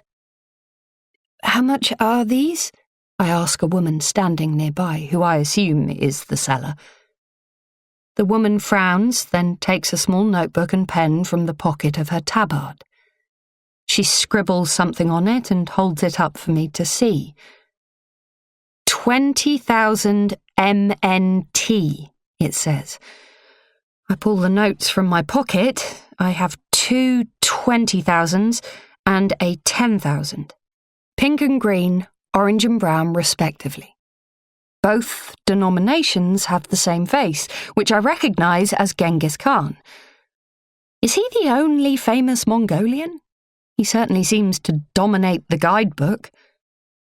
I hope I'm not blowing all Carrie's cash, and I do for a moment think it's quite stupid of me to not have bothered to check the exchange rate, but things have been different since I met Carrie. I've somehow found myself swept along, doing what she's planned, acting as a substitute for her friend with the broken leg. Perhaps I should get one of these bags for her, too. It would be a nice touch, another reason for Carrie to trust me. I'm quite enjoying being a kept woman. It's such a nice break from having to do everything myself. Like with Sam. If it wasn't for me pushing things along, I'd never have got with him in the first place. There's an orange bag with a white flower on the front. I unhook it and hand it over to the woman to wrap. 25,000 for the 3, I say. She laughs in my face, not in a nasty way, in that same childish way that I had noticed in Beijing. She shakes her head. She understands me well enough now, it seems. 30,000, she says. 25, I try again. I'm confident now that I am dealing in pennies, not pounds. But what's the fun in buying this crap if you don't even try to knock them down? I think about all the stuff I haggled for in Bangkok. Better stuff than this. 25, I say, dropping the money back into my pocket and making it look like I'm going to walk off. Her smile dips to low beam. Okay. 25.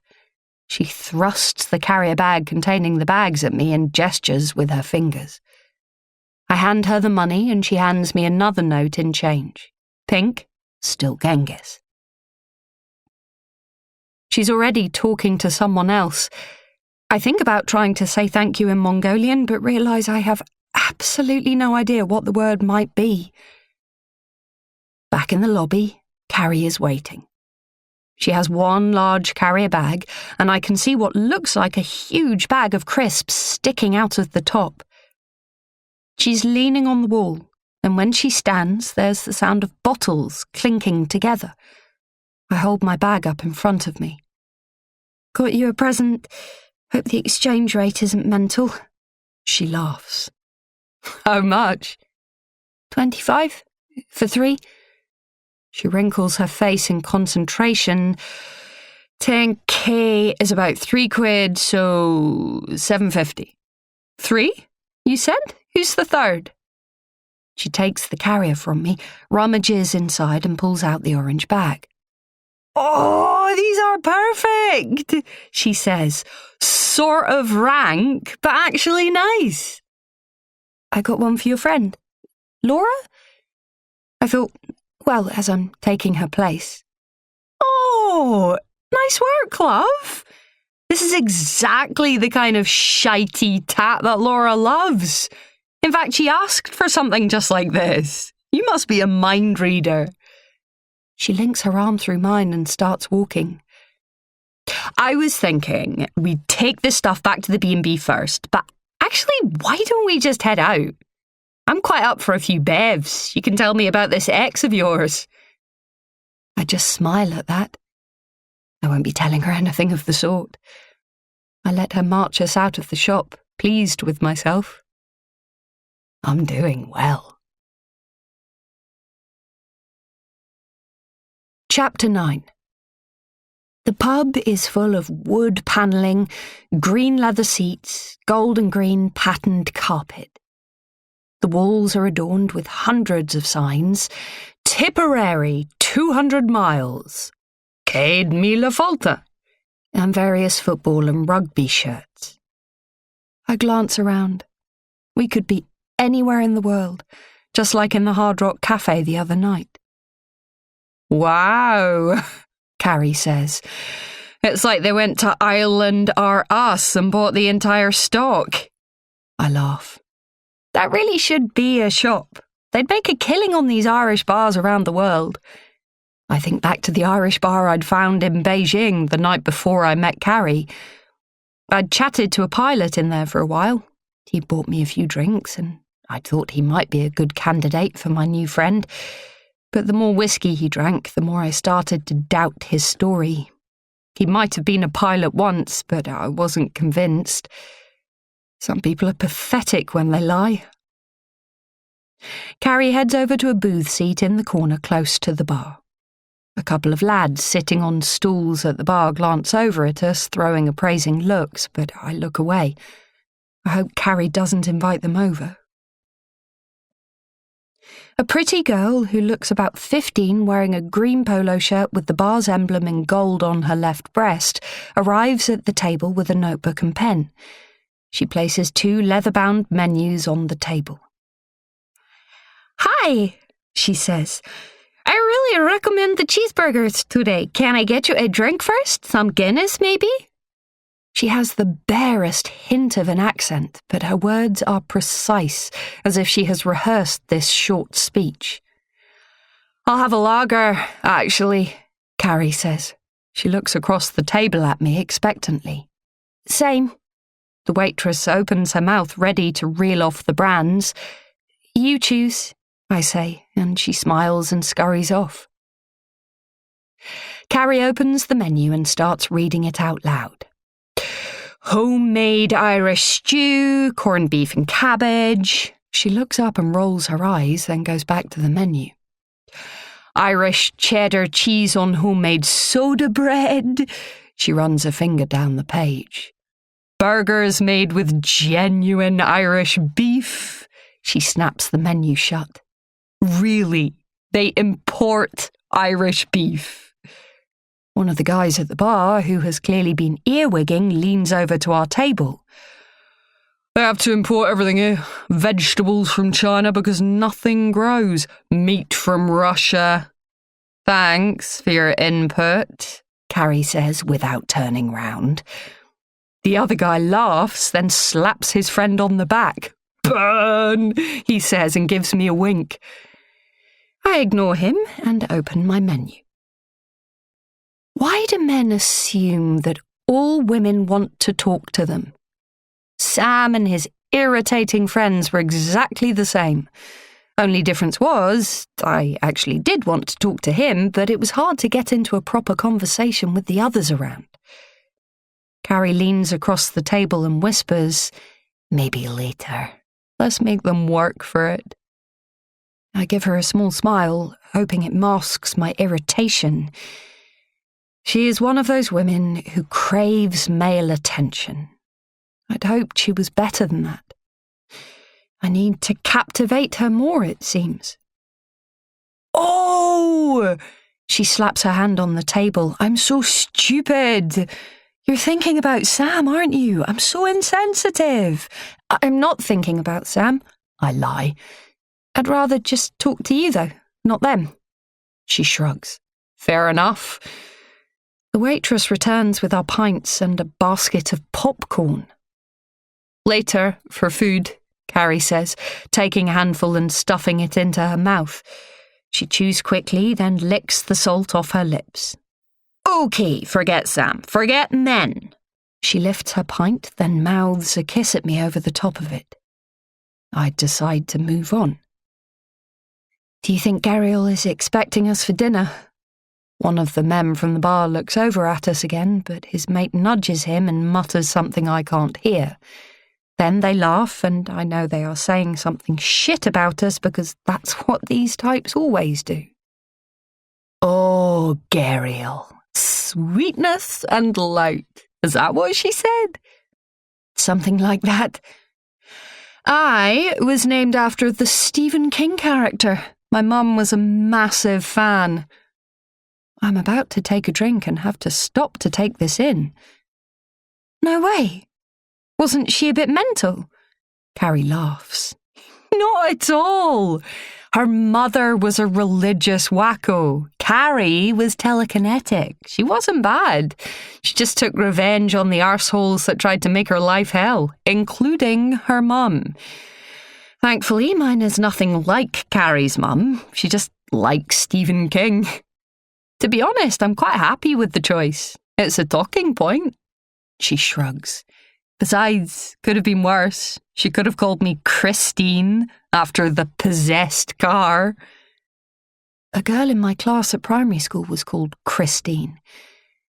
She was an annoying little whinger of a kid. One of those with a constantly snotty nose and horrible pink NHS specs. I wonder where she is now. Carrie takes another handful of popcorn. What about you? Violet is a great name. Was your mum a hippie? Flower child? Have you got sisters called Daisy and Tulip? Well, I take a long, slow drink. She's gazing at me, waiting for an answer. I actually wasn't given this name by my parents. I changed it when I left school. It's after the whole song. You know it? She wrinkles her nose, drops her brows.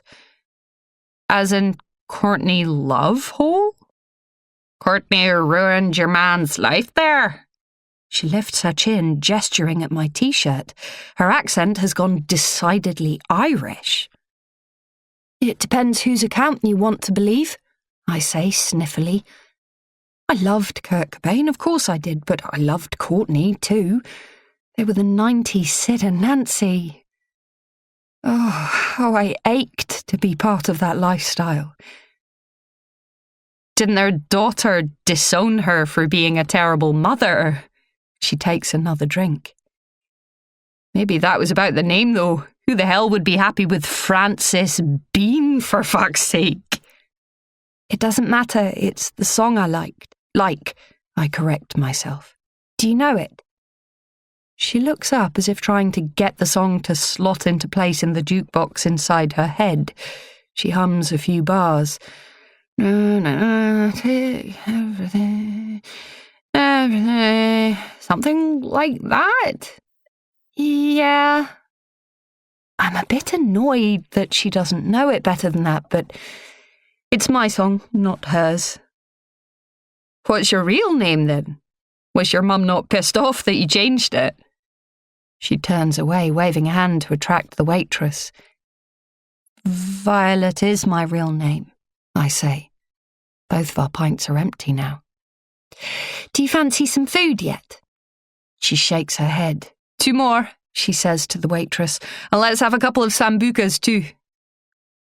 As we're waiting for the drinks, a short man wearing a pale blue cap and beige slacks comes in from outside handing out flyers.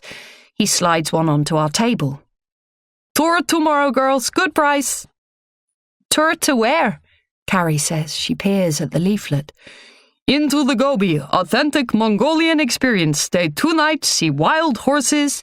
Let's do it. She takes a wad of Genghis notes out of her bag and grins at me. Don't look so shocked, V. Live a little, eh? She turns back to the man, who looks slightly stunned that he hasn't had to try very hard at all. Where do we get the bus? Guide will pick you up where you stay. Sunrise Guest House. The man nods, satisfied, then moves on to the next table. The lads at the bar wave him away. One of them slaps his back and says something I don't catch. The waitress returns with our drinks, and Carrie hands me a shot glass, raises hers. To adventures in the desert, she says, knocking the drink back in one. Slancha. 3 more pints and 3 more sambucas, and the lads from the bar are in the booth beside us. They brought a large jug full of something lurid pink, and the waitress has brought 4 small glasses on a tray. No one has had any cheeseburgers. I'm Rory, says the first lad, the one who tried to get our attention at the start. And this boring fucker is Martin. Martin is on my side of the booth, a respectful couple of fists distance away from me. Rory is on the other side with Carrie squeezed up against her. She doesn't seem too bothered, but she's not paying him any attention. She's looking over the jug at me, and I'm trying to read her, but I can't. We're both too pissed. I'm not sure we should drink this. I have to say the words carefully to avoid slurring. Come on, lady, he's got it made specially for you, Rory says. He fills 2 of the glasses and slides them across to me and Carrie. "Why aren't you drinking it?" I ask. "Have you put something in it?" "Rory," Martin says, warning in his voice. "Don't be daft," Rory says. "We're just sticking to the beer. "We got this for you two. Just wanted to say hi." Carrie picks up the glass and sniffs it, wrinkling her nose. She takes a sip. "It's not bad, actually." I take a sip. It tastes of Wham bars, those sweet, pink, fizzy chews we used to eat as kids. I knock it back. "That's the spirit," Rory says. He winks across at Martin. I'm not sure what they're up to, but I know I don't like it. "Carrie." Her head is lolling a bit, but it snaps up when she hears her name. I give her a hard stare, hoping I'm getting the message across. She gives me a half smile and lifts her hand in a placating gesture. Rory is smirking now, but Martin looks annoyed. Carrie seems to slide back into coherence for a moment, glancing at me, then at both men. Then she pulls herself up straighter and shuffles along the booth seat towards the wall so that Rory is no longer touching her. She slides the jug and the glasses along the table towards the end, and I feel Martin bristle beside me. Rory is still smirking, still thinks he's got the upper hand, but he hasn't. Carrie leans across the table. She puts one hand on top of mine on the table, puts her other hand on my cheek, then leans in and kisses me softly on the lips. It's only a moment, but it feels like it is going to go on forever. I open my mouth slightly, press against her. She tastes of aniseed and salt. Martin makes a small noise. Rory swears under his breath. Carrie pulls away, but her hand is still on mine.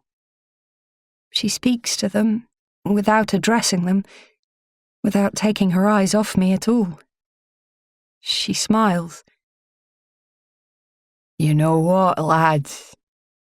I think the 2 of yous need to get to fuck right about now." Chapter 10. Our guide, Sanai, turns up at the guest house to collect us. She is early 20s, fresh-faced and smiley. "Good morning, ladies," she says in an accent that has been learned from MTV. "Are you excited about the trip?" Carrie and I are at the kitchen table eating toast and jam. It's the worst hangover cure of all, but stupidly, we ate all the supplies we got yesterday in the shopping centre last night when we rolled in. Geriel, our pissed-off landlady, says something to Sanai and she looks over at us and hides a giggle behind her hand. Geriel woke us at 6:30 a.m. and clearly hadn't expected us to still be drunk. The other guests had been up already awaiting breakfast, and there is still a hint of what might have been fried eggs in the air taunting us. Toast and jam it is, then. No doubt we'll get some decent food on the trip. "How far is it to the camp?" Carrie says with a mouthful of toast. "Oh," says Sanai. Smiley, happy Sanai. "About 4 hours, hopefully. It's such a fantastic journey. We'll stop off once on the way to see the wild horses, and we'll be at the camp before dark. We're going to have such fun." The front door slams shut and we hear voices in the hall. 2 men appear in the kitchen carrying rucksacks and grinning. One is broad and blonde, the other wiry and bald. They look vaguely familiar, but I can't place them. "Oh, yeah? What are the chances?" the blonde says. "Knew you ladies wouldn't be able to keep away." I hear Carrie murmur a fuck under her breath. Sanai and Geriel are looking at us all expectantly. Did you already meet? Gariel says. The boys arrived after you last night, then went out for some food.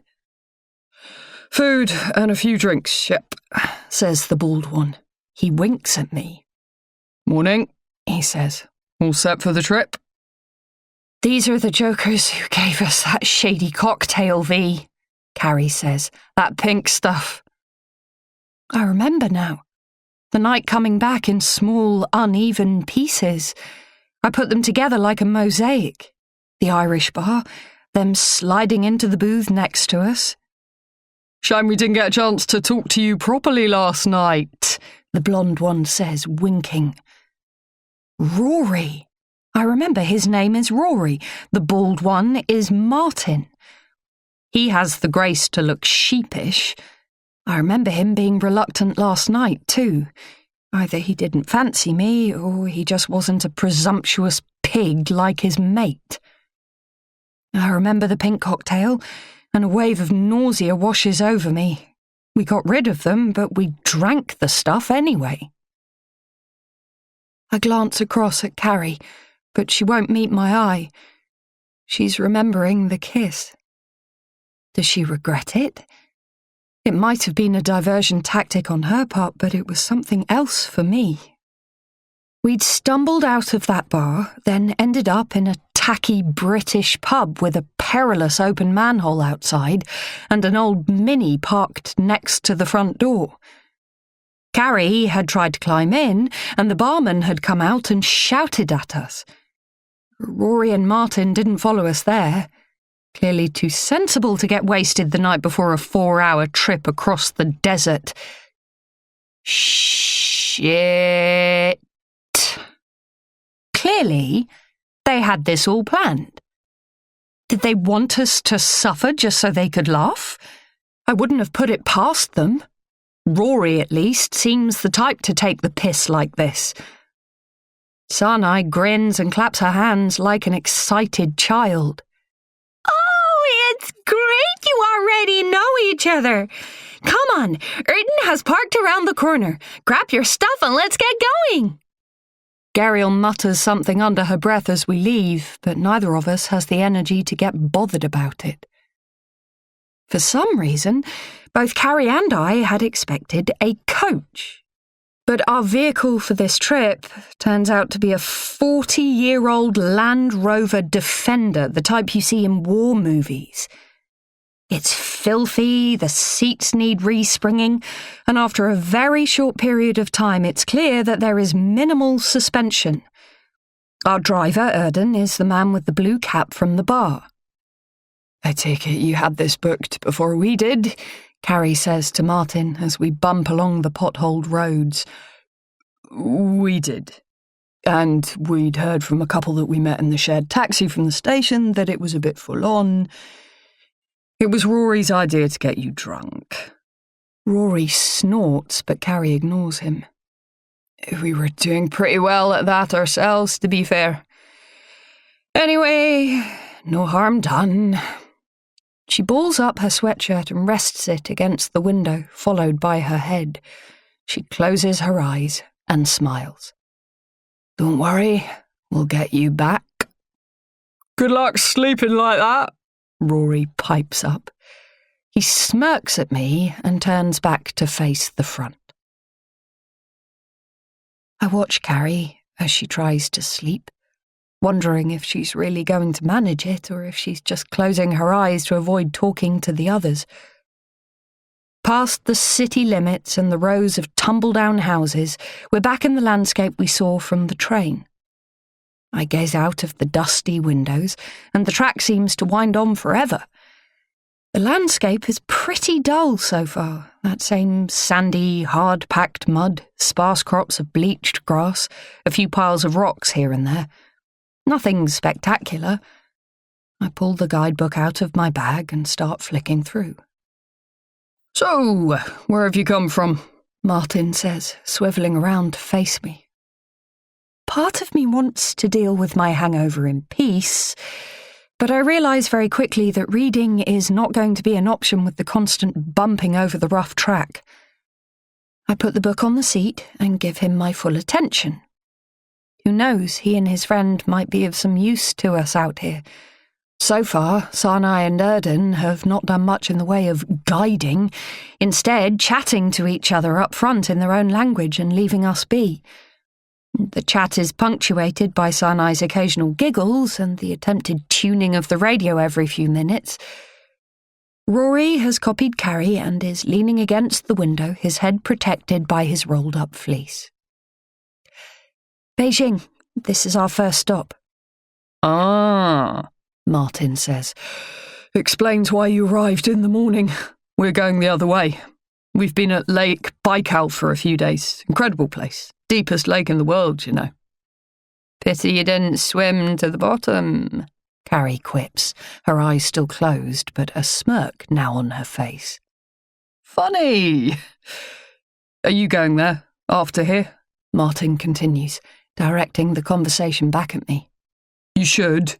Seriously, it's beautiful. We hiked, swam, did some weird Buddhist stuff that I thought I was going to hate but actually was so chilled out.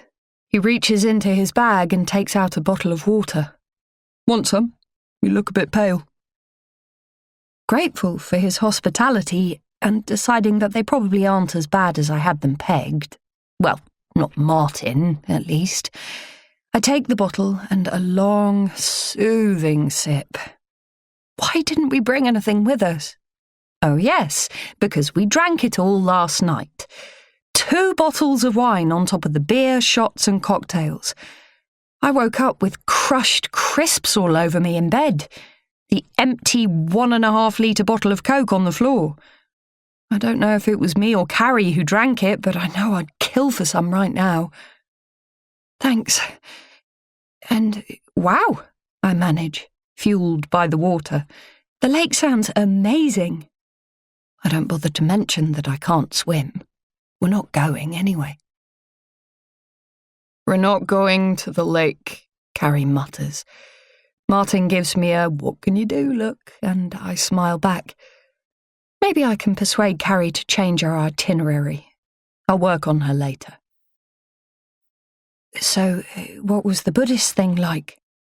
Hey, if you like to observe the different religions, you will love the camp. Sarnai chirps in from the front. She swivels around in her seat and grins at us. There is a traditional festival happening tomorrow. There will be a shamanic ceremony later on. It's lots of fun. What's shamanism then?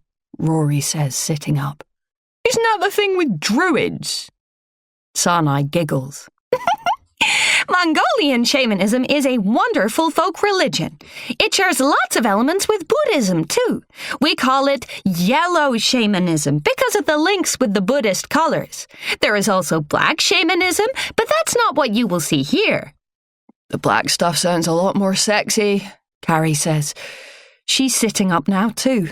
All 4 of us are rapt now that Sarnai is actually saying something interesting. Sarnai giggles. It's just an older form. Different.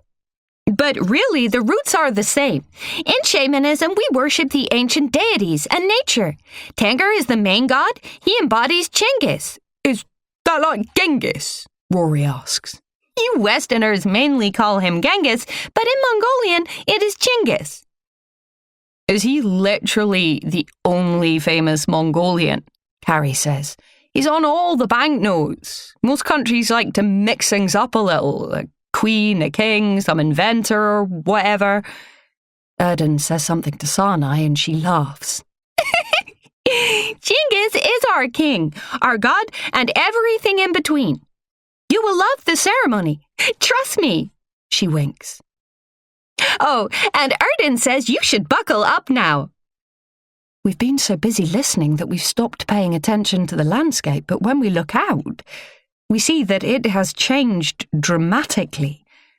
Dotted around are bursts of lumpen moon rocks. In the distance, huge craggy mountains, the road undulating towards them before disappearing on the horizon. It's like the set of a Mad Max film. It probably is the set of a Mad Max film. Wow! Rory says.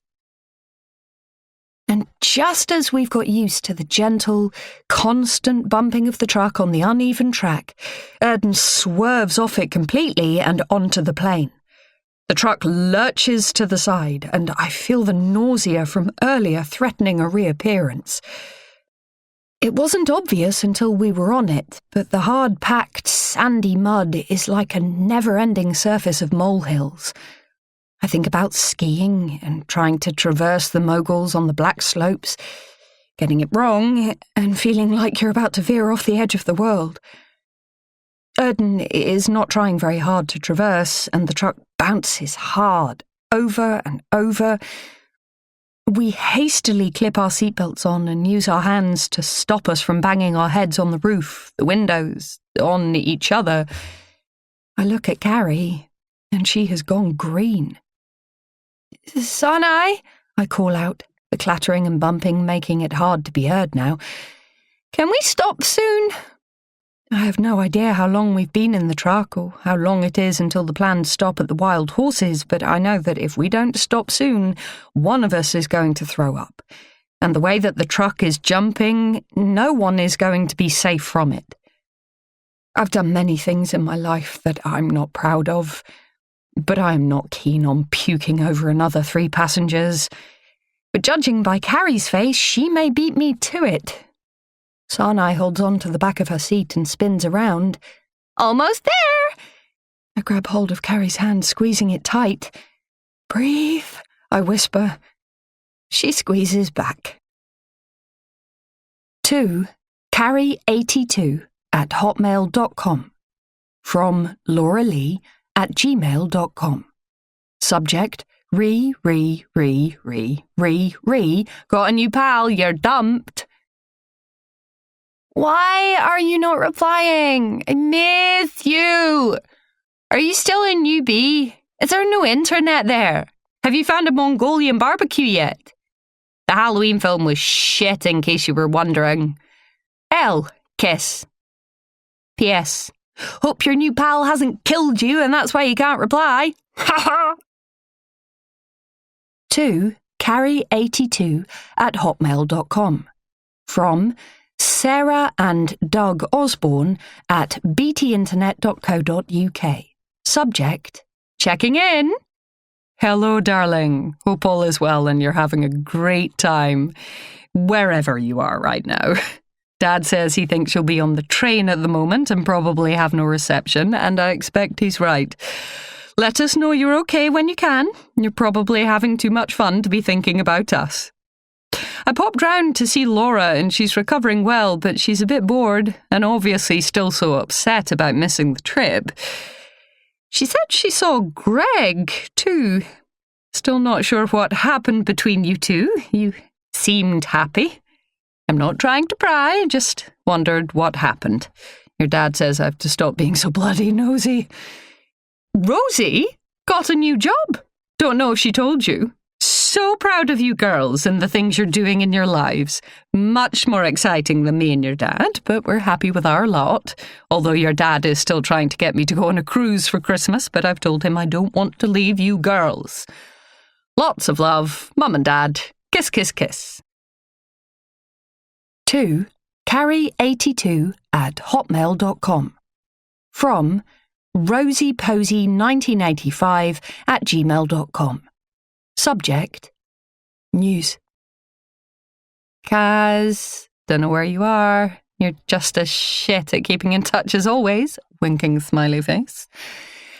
Got a new job. Basically same job, but another company, better money, hopefully no knobheads. Mum probably told you already. R. Kiss. P.S. Can I borrow your green cocktail dress? Marcus has been invited to some swanky awards thing and I can't find anything I like in Monsoon. Say yes, please. Mum will give me the key. Chapter 11. After another half an hour of the old truck battering across the lumpy ground, the nausea has miraculously passed. It has come to a point where we've got used to the vibrations, the jumping around, and it's become normal. I suppose it's like gaining your sea legs on a long voyage on a ship. I'm slightly concerned about how we'll feel when the vehicle stops moving, but we'll deal with that soon enough. Thankfully, we're brought back to normal terrain in stages, with the bumps lessening, and then, like a mirage in front of us, a dusty track and a couple of large yurts at the foot of a sparsely grassed mountain. "Here we are!" Sanai claps her hands excitedly, then unclips her belt as Erden pulls into a low-walled area that seems to be a car park. "Where's here?" Rory asks. He yawns, stretches his arms above his head. "Is this the camp?" No. Sanai giggles. We're in the Hustai National Park. This is the home of the Taki, the beautiful wild horses that were brought back from near extinction. We will stop for a short while here, and you can see the horses, and you can learn about their history. And can we have something to drink? Coke or something, maybe? I ask, furious again that we've been stupid enough to come without anything. Apart from a few sips of Martin's water, we've had nothing for hours, and I'm starting to get the clamping head pain of a blood sugar dip. I need something sugary before I pass out. Carrie looks over at me and gives me a slightly pained smile, and I can tell she's feeling exactly the same. Of course. We'll be having a lovely dinner with the nomadic family right after this, but of course we can have a drink now. I think there will be some water and some tea over at the visitor center. Carrie groans. "Might have something for you in my bag, ladies, if you play your cards right." Rory winks and picks up his backpack before jumping off the bus. Martin shrugs and follows him. "We're such idiots," Carrie says, as we follow them off the bus and up the dirt track towards the biggest yurt, which is apparently serving as the visitor centre. I'm never drinking again. I mean it. At this point. So, you might be wondering a bit about the nomadic family we will be staying with, right? Sanai says, as the truck bumps across the step again. The buildings are similar to the ones you just saw, and I am sure you think you know these buildings to be called yurts. But actually, these ones in Mongolia are called girs. She pauses, grinning at us. She obviously enjoys this story. Basically, these are exactly the same thing, she giggles. In Turkish, the word yurt means dormitory, and in Russian, the word is yurta, but in Mongolian, the word is gir, and it just means home. This is the home for the nomadic families who will set up camp and live there for many months until... She's saying something about a circular wooden frame and a felt cover made from sheep's wool, but I have mostly zoned out. As long as the beds are comfortable, I don't really care too much. I'm knackered. I glance over at Carrie. She is using her sweatshirt as a pillow again, and she appears to be sound asleep. "So, are the nomadic tribes shamanic?" Martin asks. Of course, Sanai says. But I will let them tell you all about it. They are a peaceful people who tend to their livestock and live with nature. They are wonderful hosts, and they will be happy to answer all of your questions. If there are things that they don't understand, I will also translate for you. She turns back to the front. Oh, we are nearly there. I look out of the grubby window, trying to get a better view. In the near distance, I can see a cluster of gears, plumes of smoke snaking up through their chimney holes. "Thank God," Carrie says. "I'm not sure my arse can take any more of this bloody banger. Maybe I can knit myself a cushion for the journey back." Erden stops the truck on the perimeter of the camp, and we all bundle out. I'm not sure what I expected, but it's small, and there don't seem to be any facilities other than the 3 gears. A little further away, there is a wooden structure standing on its own, and I have a horrible feeling that it is the toilet. Hang on, Carrie says, dropping her bag on the packed mud floor. Is this it? Where are the showers? Oh, sorry. No showers, Sanai says. But we can boil some water. Only 2 nights, so no big deal, right? Did you not read all the information on the leaflet when you booked?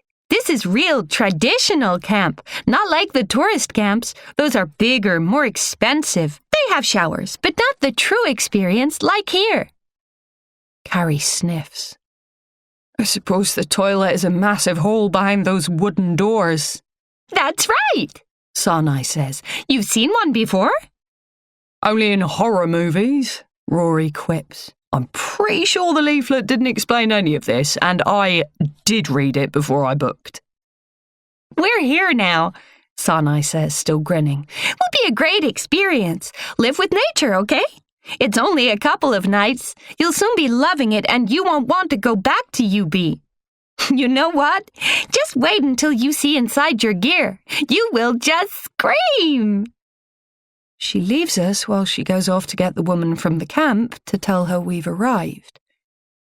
Carrie drops onto the floor with a sigh. I have died and gone to hell. Rory sits down beside her. Not a nature lover, then. I'm absolutely fine with nature. I'm all over nature. Nature's fucking amazing. I just like a few more home comforts when I'm feeling delicate. After that journey, I'm pretty sure every bone in my body has been displaced, not to mention all the brain cells that have been rattled clean out of my skull.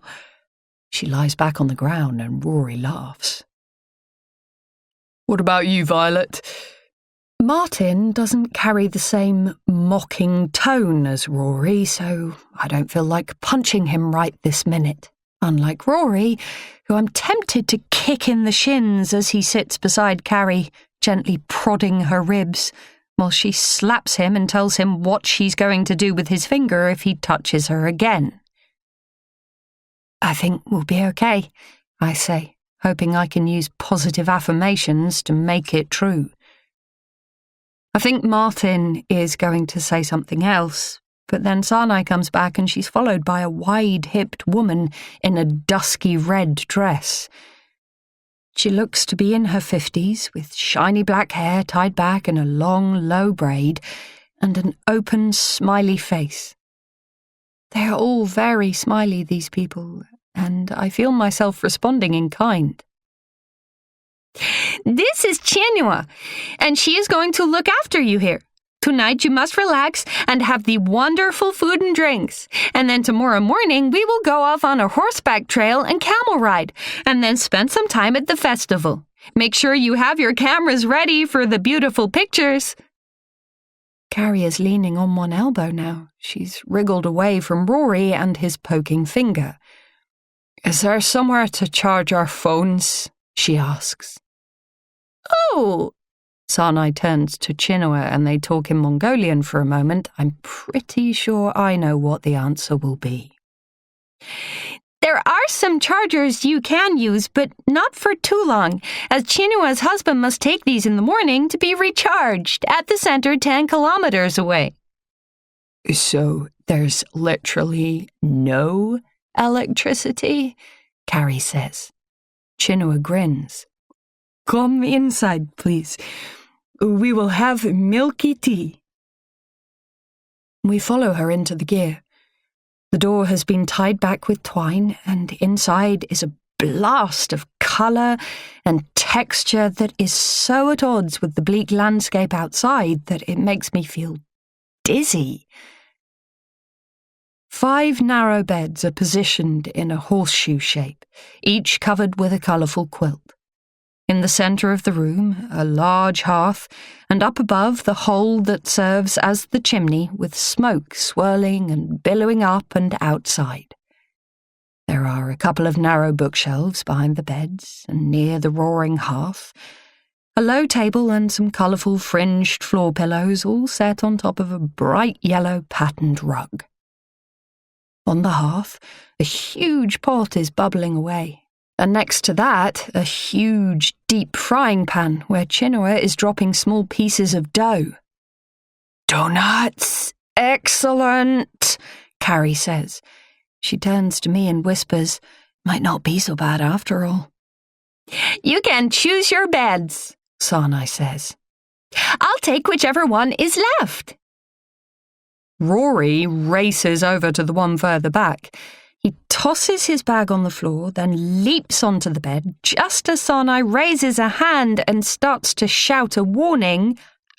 "Ow! Shit!" He lands with a thud and immediately starts pulling the covers out from underneath. "What's this made of? Cement?" "It's a hardwood with a thick woven mattress," Sanai explains. "I was about to tell you. Not very bouncy like usual beds, but I promise you will be comfortable and warm." Rory makes a sound and rubs his back as if he's been dropped from a height onto a hard floor. "Thanks for testing that out for us," Carrie says, laughing. We all choose which of the remaining beds we'd like, and Sanai explains everything to us while Chinua serves up mugs of steaming white liquid, dropping a couple of pieces of the fried dough into them. Chinua hands them out to us with a smile and a small bow, and we all make ooh and oh noises of excitement over this new exotic drink. I have the mug to my lips when Sanai tells us that it is boiled ewe's milk, and that the incredible-smelling donuts are salty rather than sweet. The smell hits, and I just know that I'm not going to be able to get this drink past my lips. "Chin chin," Rory says, putting on an over-the-top posh accent. Carrie takes out one of the donuts and sniffs at it like a dog smelling something nasty it's found on the pavement.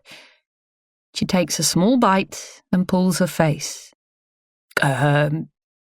Interesting, she says. She dips her finger into the tea and sucks her finger, then she turns away and I hear her retch. Martin is holding his donuts like they're biscuits and sipping contentedly at the tea. Rory has finished his and asking for a top-up. "You might find it's an acquired taste," Sanai says. She giggles again, and I have the urge to throw one of the donuts at her head. "Maybe just a glass of water?" I say, putting the cup down at my feet. I glance over at Carrie, and she rolls her eyes at me and mouths, "What the fuck?" Through the open door, I can see the light starting to change, from a pale blue to a dim orange, and I'm wondering how soon we can go to bed. Tomorrow will be fine, we just need some sleep. As if reading my mind, Sanai picks up a bag of carrots from the floor and starts peeling. "Not long until dinner." "What are we having?" Rory says. He's taken his shoes off and is lying down on his bed. Martin is looking at the ornaments and books on the small display case by the doorway.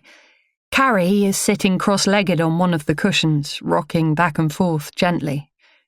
A familiar smell fills the air from the second pot that is now on the hearth in place of the donut pan.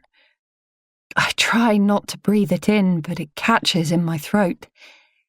I should have guessed. The nomads are pastoralists. They tend sheep. The tea is made from ewe's milk. The gears are covered with felt, and the bed's made of a tight woven wool. I have to try very hard not to gag, and realise it might be too late to pretend to be a vegetarian.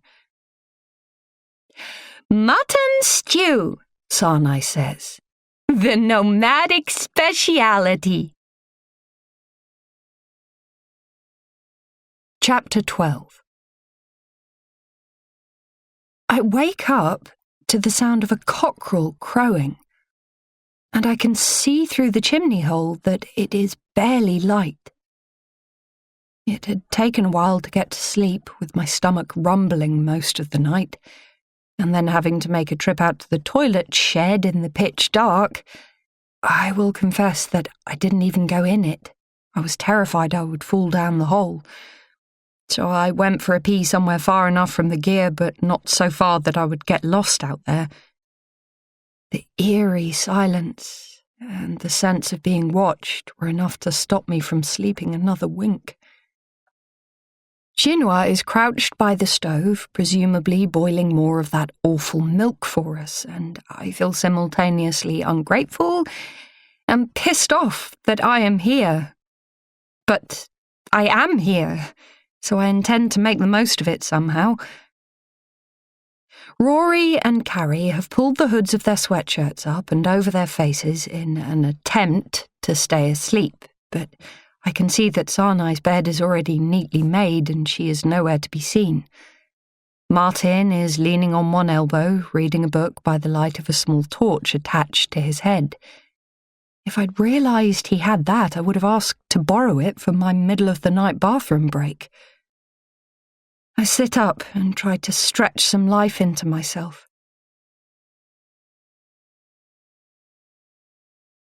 End of CD 2. CD 3.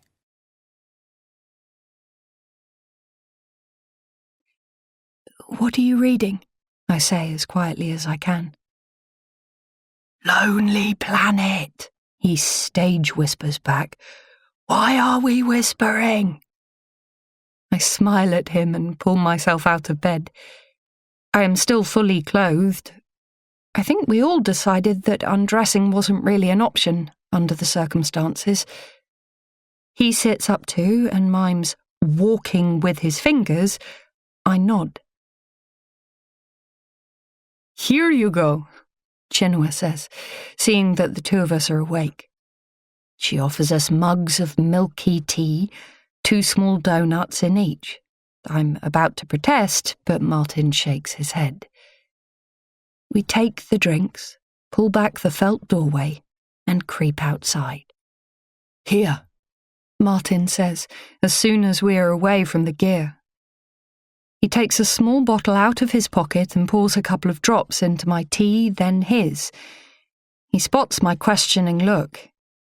Vanilla essence. Read about it when I was back home researching the trip. Something on a forum. Vanilla essence for the tea and soy sauce sachets for the mutton stew. Both strong enough to block out the flavours. Unless you like things that taste of sheep, of course. Oh, and a sprinkle of sugar on the borscht dog doesn't do them any harm. He hands me a sachet of sugar. Purloined from Mackie D's in Moscow. I sniff the tea, then take a tentative sip, avoiding one of the chunks of floating dough. Borscht dog? Is that what they're called? My God, you are a genius. Why didn't you tell us about this last night? He shrugs and takes out one of his dough balls, biting into it. Didn't want to offend them. Have you any idea how starving I was? I'm surprised you slept with the sounds my stomach was making. Earplugs. I roll my eyes. Of course you've got earplugs, and a head torch, and flavoured disguises. No doubt you have water purification tablets and mosquito coils too. What can I say? I was a good Boy Scout. I watch him drinking his tea, and wonder if I might fancy him a bit. I don't. Not yet. He is much too wholesome. Maybe that's where I've been going wrong. Sam was the opposite of wholesome. I want to check what he's up to right now, but I think it's better to try and conserve my battery. Besides, there's hardly likely to be a signal here. The air still has an early morning chill to it, and the sky is pale orange, leaking into lilac. The sun is rising slowly behind the mountain in front of the camp, and we walk a bit, trying to keep warm. You sounded interested in the Buddhist thing, Martin says eventually. I recommend it, actually. I'm thinking about trying to go to a meditation retreat in China. That's what I was looking up in the book earlier. Rory wants to continue with the plan, Beijing, Xi'an, Shanghai, then fly to Australia. I'm thinking a bit longer in China. I've been to Australia before. It's great, but I feel like I need something a bit more spiritual.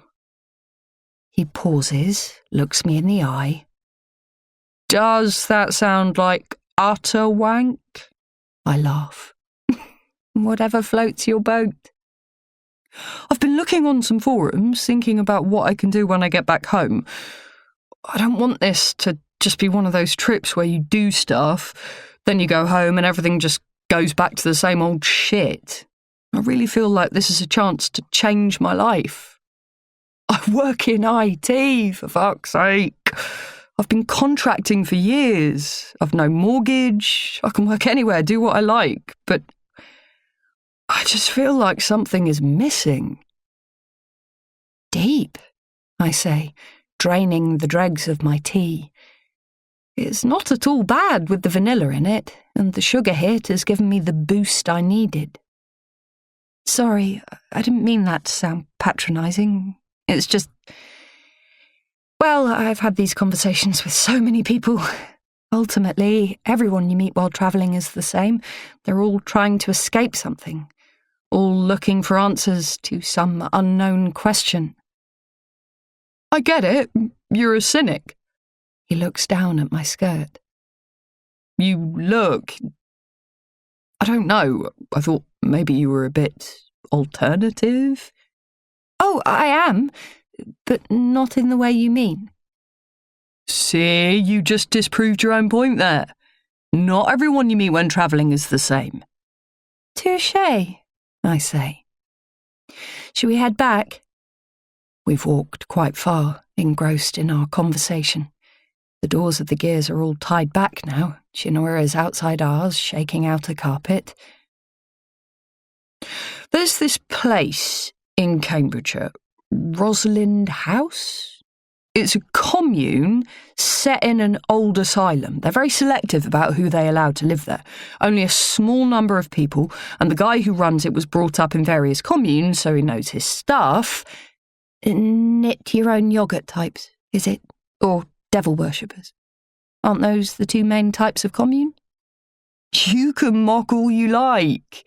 Just wait until you go back home to your shit job and your normal boring life, then you'll wish you'd listened to me. Who says I'm going back home? He opens his mouth to say more, but is interrupted by Rory running out of the gear at full pelt, a pained expression on his face, clutching a toilet roll. He throws himself at the door of the toilet hut, almost yanking it off its hinges. Oh dear, Martin says to his retreating back. Did someone forget they were lactose intolerant? He turns back to me. To be honest, I thought he was making it up. Surprised you haven't got any lactase tablets for him in your bag of tricks. He shrugs. Maybe I'm not such a good Boy Scout after all.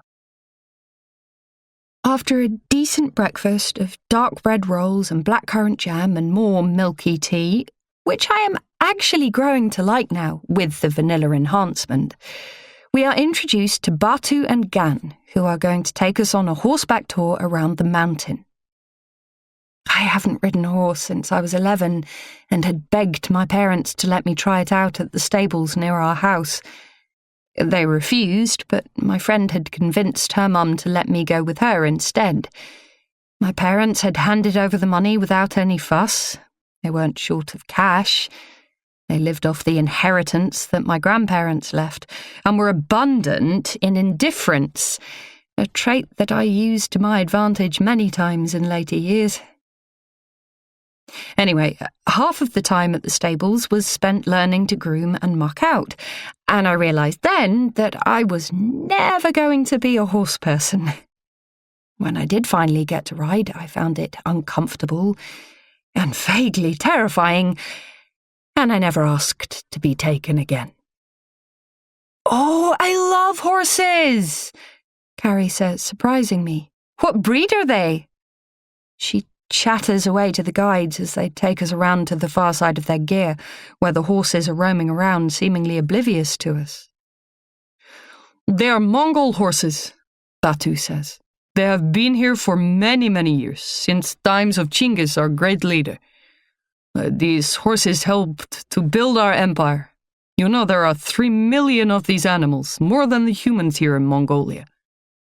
The horses are more like ponies, short and stocky with long manes and tails. They don't look like they can carry our weight. Batu sees our expressions and nudges Gan, and they both laugh. No doubt they are used to this reaction. Very strong, Gan says. He throws a blanket over the horse nearest to him, and it nods its head as if in agreement. Then he places a very small, multicoloured saddle on top. The seat, I think it's called the pommel from vague memories of that day at the stables, seems very high, and the stirrups are very short. Gan pats the horse on the hind and gestures at me to mount it. Why the hell he has chosen me to go first, I have no idea. Perhaps he can sense my reluctance. Do you have any with longer stirrups? I ask. I'm not sure I'll be able to get my feet in unless my knees are at my ears. Batu and Gan laugh. All same, Batu says. Gan has dressed a second horse and is gesturing to Carrie, who shrugs and sticks her foot in a stirrup. Gan shoves her up and over, and she manages to land correctly on the saddle. Her knees are bent at almost 90 degrees. You can stand if better, Gan says. This is so cool, Carrie says. It's like a racehorse. I can guide with my knees, right? Of course, Gan says.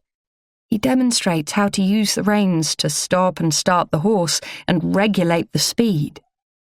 And knees, he says, patting her knees. He slaps the horse gently on the hind again, and it takes off at a gentle trot. Eventually, we are all on the horses, and the guides head off to the front. I am not at all comfortable on the saddle. It is so high and tight, and I don't like the way my horse keeps stopping to chew on the grass, forcing me to keep yanking on its reins and squeezing it with my knees to get it going again. I'm pretty sure it's taking the piss. I try to keep up, but the guides have to keep circling back to check on me while Carrie leads the pack like a seasoned pro, with Rory bounding after her. We're only halfway round the mountain when my stupid horse decides to eat more grass, dipping its head and neck so low that I feel myself sliding off. I end up tangled in the stirrups and on the verge of tears. Maybe we should swap, Martin suggests, seeing my distress. Batu agrees and helps us swap over. Be firm, he says to me. He rides with me side by side until he is sure that I am okay. Then he canters off to the front. As soon as he's gone, my horse slows and does exactly what the other one did, this time causing me to tumble over its bent neck and land on the hard ground. Oops! Rory calls, turning round at my cry of frustration. I'm not hurt, other than my pride, but I do not want to continue riding these ridiculous horses. I take the reins and start walking it, pulling a little harder than necessary. The others aren't going particularly fast anyway, and when they see that I am walking, they slow further. Carrie appears beside me, a look of pity on her face. Poor V, she says. Not having fun? You carry on, I snap. She says something to the horse and then slaps it and takes off at as much of a gallop as the short, stocky legs can manage. I think back to my attempts at the stables and my mum's unsurprised face when I'd told her what had happened. How difficult I'd found it. We can't all be good at everything, dear, she'd said, barely lifting her head from the Jane Austen she was pretending to read. Maybe try something a little less taxing for your next hobby. I'd hated her then. For her lack of care, her lack of encouragement. But it was always the same, no matter what I did. I tried playing the cello, tap dancing, ice skating, athletics, gymnastics, embroidery. You name it, I tried it, but nothing was good enough to interest either of my parents, who spent their own time hosting lavish dinners for people they didn't like, trying their hardest to fit into a world that didn't interest them at all. I would have jumped off a cliff if I'd thought it would provoke some sort of reaction. "Come on, Violet!" Martin calls, and I snap out of my daydream. Up ahead, I can see multicoloured tents, hear the sounds of car engines, shouted instructions. Children are running around, while hundreds of men and women in nomadic dress are attempting to set up what looks like some kind of fair. Of course, the festival. Sanai mentioned this on the way here. We just need to get these horses back to base and then we can relax here. Maybe even have some decent food. And drink.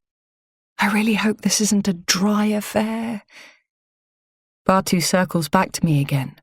"Jump back on horse now. We go to camp. Then later on we come back to festival. Lots of food, wine. Have fun, yes?"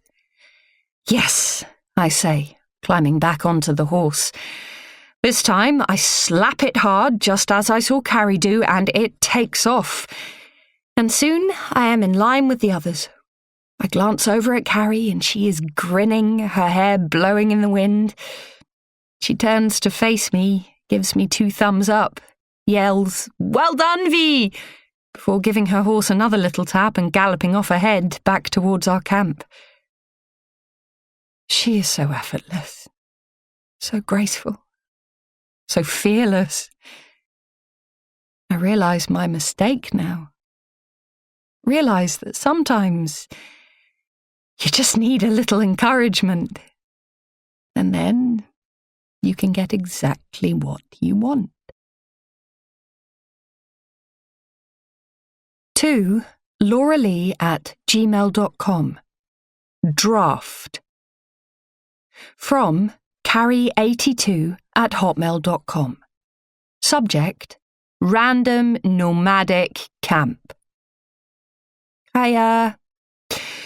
Writing this to you from my bed in the gear, like a yurt, but it's Mongolian, because even though I really, really want to sleep, I can't. Totally minging sheep's milk tea and nothing but boiled mutton to eat, I am Hank. I think my rumbling stomach is going to keep everyone away. We're here with 2 lads we met in the pub. No, neither of them, before you ask, but one of them definitely wants it.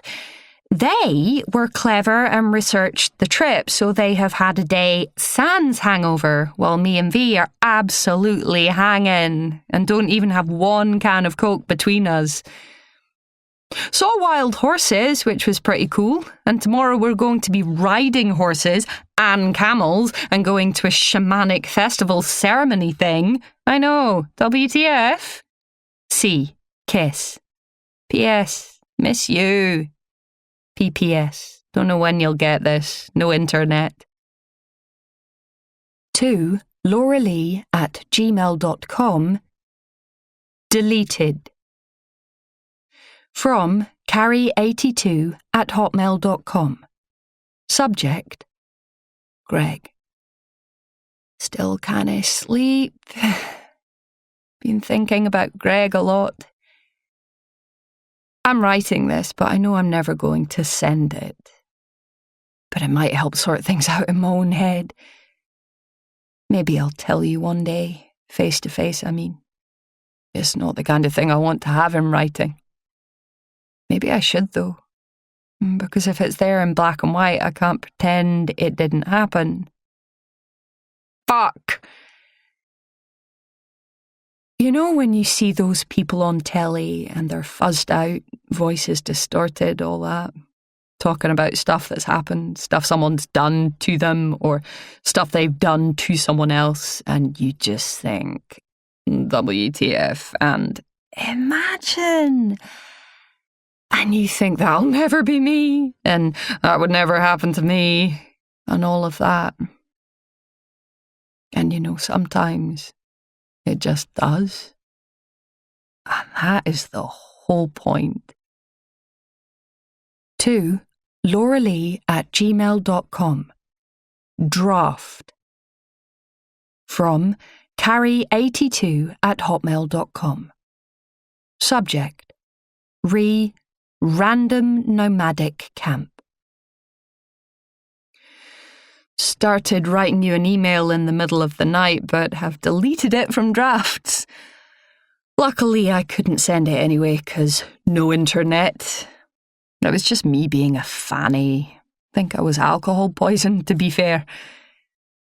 There's a mountain sort of right in front of the camp with this thing on top called an uvu, some kind of shamanic sacrificial altar, basically a pile of stones. Apparently it's a sort of worship thing rather than a place where they disembowel goats, but I'm not entirely sure, to be honest. Anyway, we went round it on horses today. I say horses, but they were like miniature ponies and they were bloody uncomfortable. I am walking like John Wayne and not after a shag for once. Starting to get a bit horny, actually. Don't know why. We'll have to seek out some sexy Mongolian goat herders at this festival thing we're going to tonight. Unless, of course, they're planning to slit our throats and dance around us on top of the uvu. FFS, that would be just my luck. Expect a load of messages when the internet is back. Sorry, for caps. C. Kiss. P.S. No, V has not killed me. More like the other way around. She's annoying me a bit. She was telling one of the lads all these bonkers stories today, and I don't know if she's having a laugh or she's lying or if she actually believes the nonsense she's spouting. Also, she is wearing my top, and I swear I never actually gave it to her. I did let her borrow stuff in UB, but this isn't one of the things, and I've got a feeling she's been raking in my bag. But maybe I'm just imagining it. I'm probably just being grumpy, because she is actually a laugh. Chapter 13. There are certain people who you meet in life who you just know have been given to you by the universe. I'm not wildly into all that stuff, so in theory the law of attraction shouldn't work for me. Apparently it only works if you truly, deeply believe, not just if you want to. I want to, and I try to visualize the things I want, but I find it difficult to see them through my own eyes. It's as if I am looking down on myself, at my life, at my interactions with others, that I am not in control of my own destiny. When Carrie smiled at me in the bar... No, when she rolled her eyes in the travel centre, there was an instant bond. For me, at least. I recognised it because it's not the first time it's happened. I think back to the moment that I first saw Sam. He was sitting at the bar, pint in front of him, chatting easily with the barman. I heard snippets of the conversation, something about United's latest signing and the state of the Champions League. I have no interest in football. I can't even bluff it like some girls can, knowing just enough to keep a man interested. Men are stupid when it comes to football. As soon as a girl fires off a useless nugget of information that is even remotely accurate, they hook onto it, and the entire game, the money behind it, the reasons for it all, are meticulously mansplained, making him feel superior, like he has explained a universal truth. while the girl smiles and nods and knows she's achieved her goal, pardon the pun, as a brand new shiny cocktail appears in front of her, and he slides his stool ever so slightly towards hers. I've seen this happen so many times, and I've considered learning a small nugget of my own just to get the reaction. But I found it easier to go with my own plan, which is to feign absolute ignorance of all sports and to look positively bored when the man has floundered for another way to reel me in. I prefer my way. I watch Carrie as she interacts with Rory. They are sitting on cushions outside the gear, smoking, giggling. Martin is leaning back on his cushion, his face pressed into the guidebook again.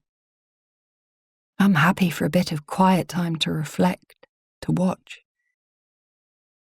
Carrie is fascinating to watch. Sam was fascinating to watch too. I sat at a table in the corner just far enough away so that I could see him, observe his mannerisms, hear snippets of his conversation. I liked his accent. I definitely have a thing for accents, especially on men. He sounded like he was from Essex but trying to hide it. He wasn't going for that over-the-top exaggerated take on the accent that most of the new wave of tedious reality stars are fond of affecting. I was interested in how his accent might change when his environment did, if others like him were to appear. It sounds like I'm watching wildlife, observing baboons in their natural habitat, but really, humans and animals aren't so different at all. I know this. I watch them a lot. Watch, listen, learn. You have to know what you're dealing with before you can try to infiltrate. Sam didn't notice me that night. Why would he? I did my best to blend into the background. I watched as others approached him, men, women, some that he clearly knew, some that he was only just getting to know. He was an interesting creature. I watched him snake a hand around the back of a thin blonde girl in an electric blue shift dress, her spaghetti straps falling off her tanned shoulders. I watched as others gave him admiring glances from afar. The thing about Sam was, he wasn't even my type. Neither is Carrie. I haven't had many close friendships, with men or women. They seem to burn intensely like an oil fire, and then they are doused hard and fast with barely a flutter of ash to remind anyone that they ever existed. I need to do things differently this time. I don't want Carrie to be extinguished too quickly. I need to feed this one more carefully, stoke the coals, add in just the right amount of accelerant to keep things exciting. I lie back on my cushion, arms behind my head, staring up at the sky through the chimney hole.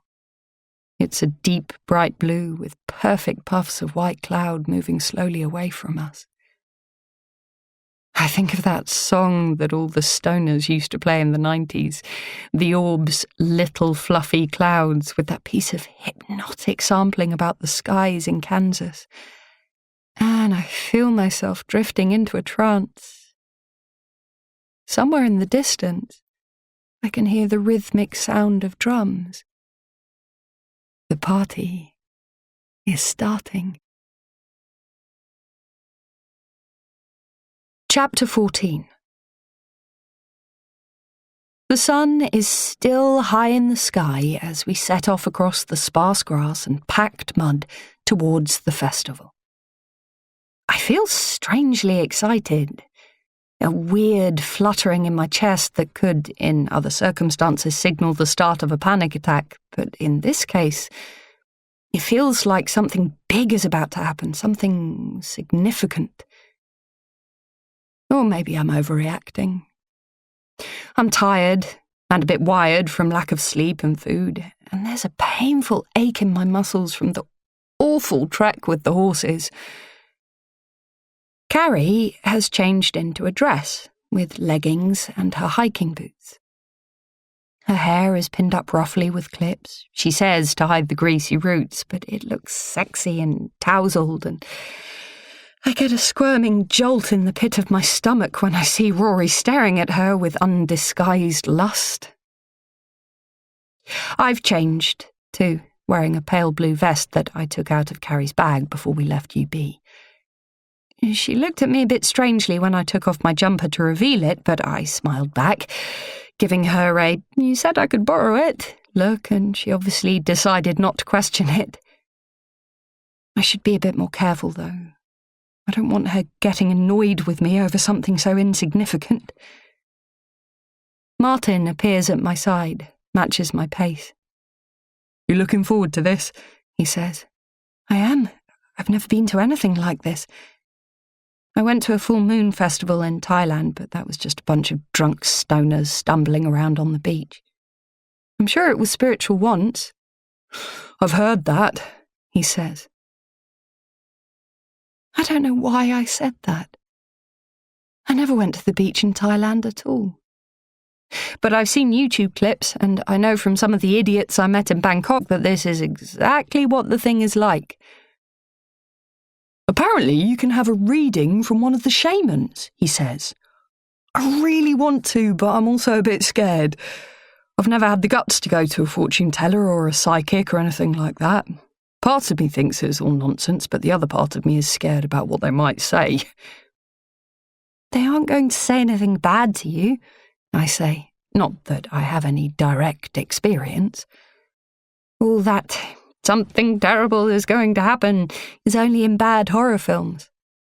Besides, didn't you say you were becoming more spiritual since your Buddhist experience? That's not the same, that's a proper religion. I think the nomads think the same about their shamanism, I say. Let's just wait and see, shall we? A giggling behind us makes us both glance around. Carrie has linked arms with Rory, and their heads are tipped closely together. I can't hear what he's saying. I ball my hands into fists, feeling my nails cut into my palms. Is he always such a lech? Martin shrugs. I don't think Carrie is complaining. I frown and ignore him. Then I pick up the pace and march further ahead. Sanai is walking along with a couple of boys I haven't seen before. I don't know if they've come from another camp or if they just turned up for this, but she also doesn't seem to be complaining. Her skills as a guide are quite lacking, and usually it doesn't bother me, but I need something to take my mind off Randy Rory and compliant Carrie. If only I fancied Martin, it would be so much simpler. "Hey!" I shout. "Sanai!" She turns around, her MTV grin already in place. "Oh, hey guys! This is going to be so much fun!" The boys keep walking, and she slows down a bit, waiting for us to catch up. "You've got free time to do as you please here, guys. You can watch the wrestling, the archery. There are lots of fun stalls and great food and drinks." Martin butts in. "I heard we can talk to the shamans, is that right?" Sanai laughs. Of course! There will be a ceremony later on and we can all join in.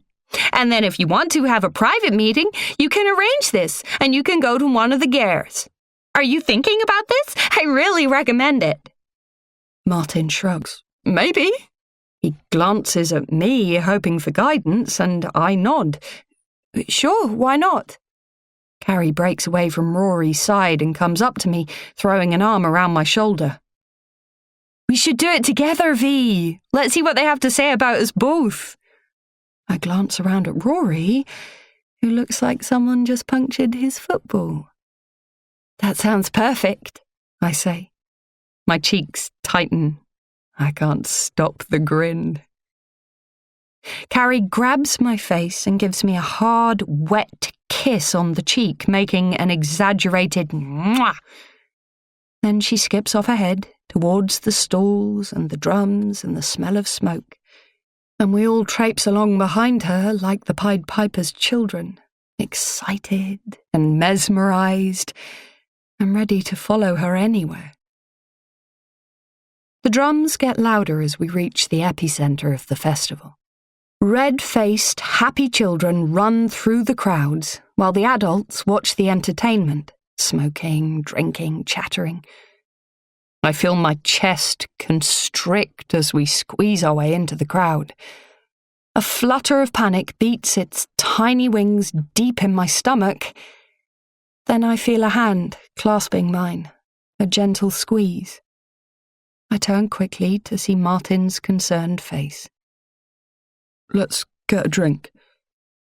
He leans close to me, and I smell his sweat leaching upwards through the open neck of his shirt. It's not unpleasant. Perhaps it's the rhythmic banging of the drums, the vibrations from the crowd dancing in time to the beat, but I feel a tingle spread through my body as I let him lead me through the throng. He drags me into a small gear where they are serving drinks in wooden cups.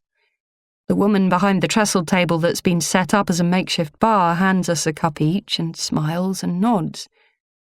"Where are the others?" I say.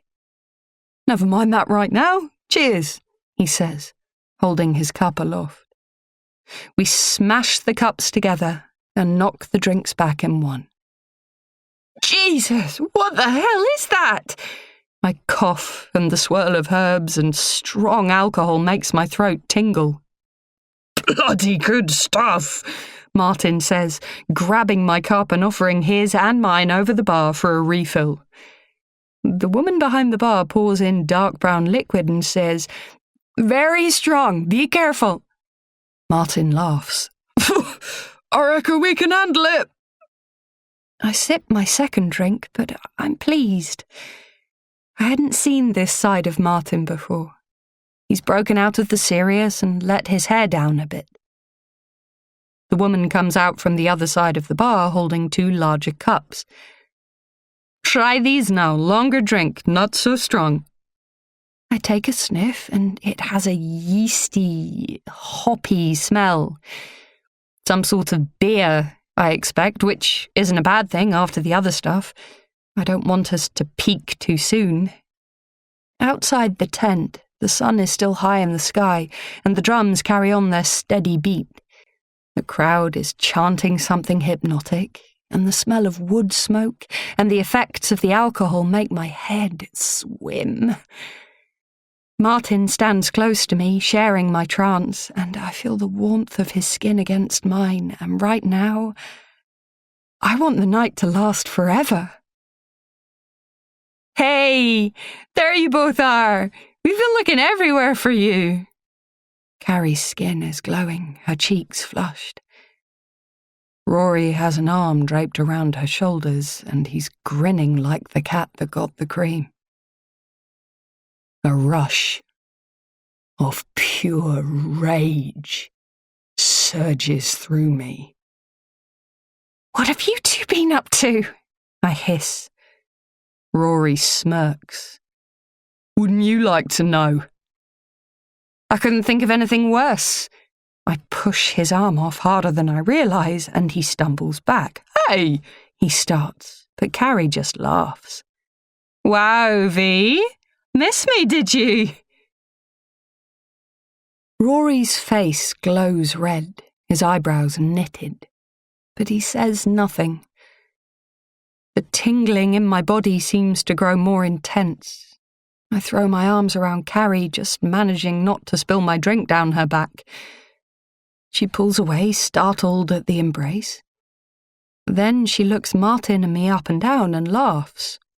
Oh, wait. It's more like, what have you two been up to, eh? I open my mouth to speak to correct her, but she carries on. Where did you get the drinks? We have been hunting high and fucking low for a drink. She squeezes past me and into the tent, Rory following behind like the little pet that he's become. He throws me a dirty look, but I ignore it. I down my beer. It's warm, and it's not very nice, but I just want to get wasted now. Hey. Martin puts a hand on my shoulder and I shrug it off. Then I have a change of heart and spin around to face him, grinning. Let's have some fun tonight, okay? He looks wary of me now. He's seen the way my moods can shift up and down like loose gears in a manual transmission. I don't wait for him to answer. I head straight after Carrie.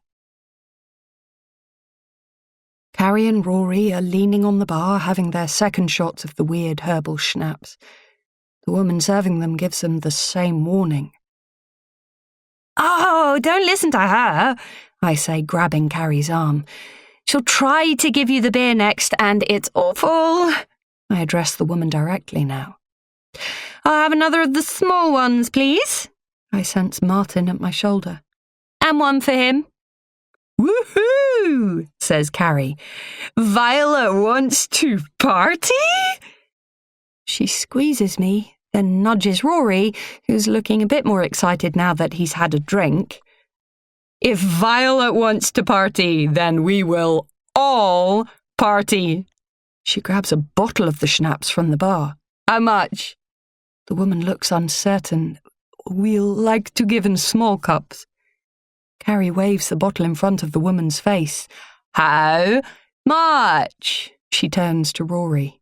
Pay the woman! Roster! A few jingoes! Rory starts pulling notes out of his pocket, handing them to the woman. She nods when she's decided it's enough, but we've no idea what we're paying. I've already forgotten the different colours and the exchange rate, but it doesn't matter because it's not my money. I still haven't paid for a thing. And it doesn't matter because Carrie has linked arms with me and we're running out of the tent, the boys following behind. The sun has dipped a little now, and the wide, cloudless sky is turning a shining gold and shimmering shades of peach.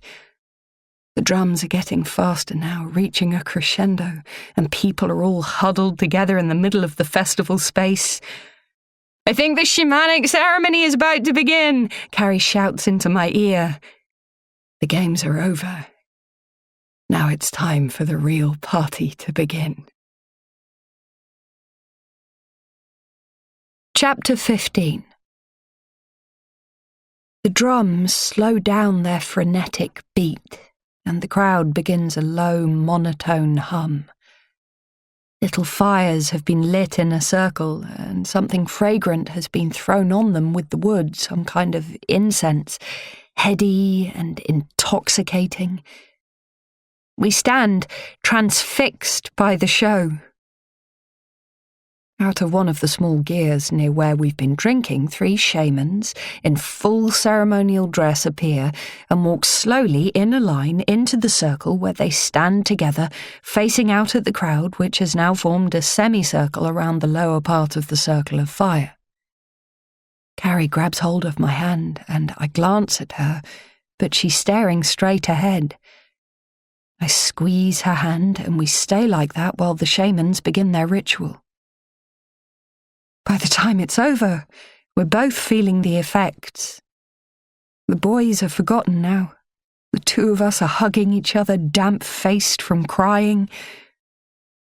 The crowd starts to disperse, heading back for more food, drinks. People stamp on the fires. Bloody hell, Carrie says. That was mental. I pull away from her and give her a small smile. I'm glad I experienced this with you. I don't know if it's too much alcohol or the chanting or what, but I feel like... I don't know. I feel like I'm somewhere else right now. Carrie laughs and takes a swig from the bottle, seemingly snapping back into reality. It was wild. I'm not keen on all that milk throwing, though. She mimes retching, sticking her tongue out and crossing her eyes.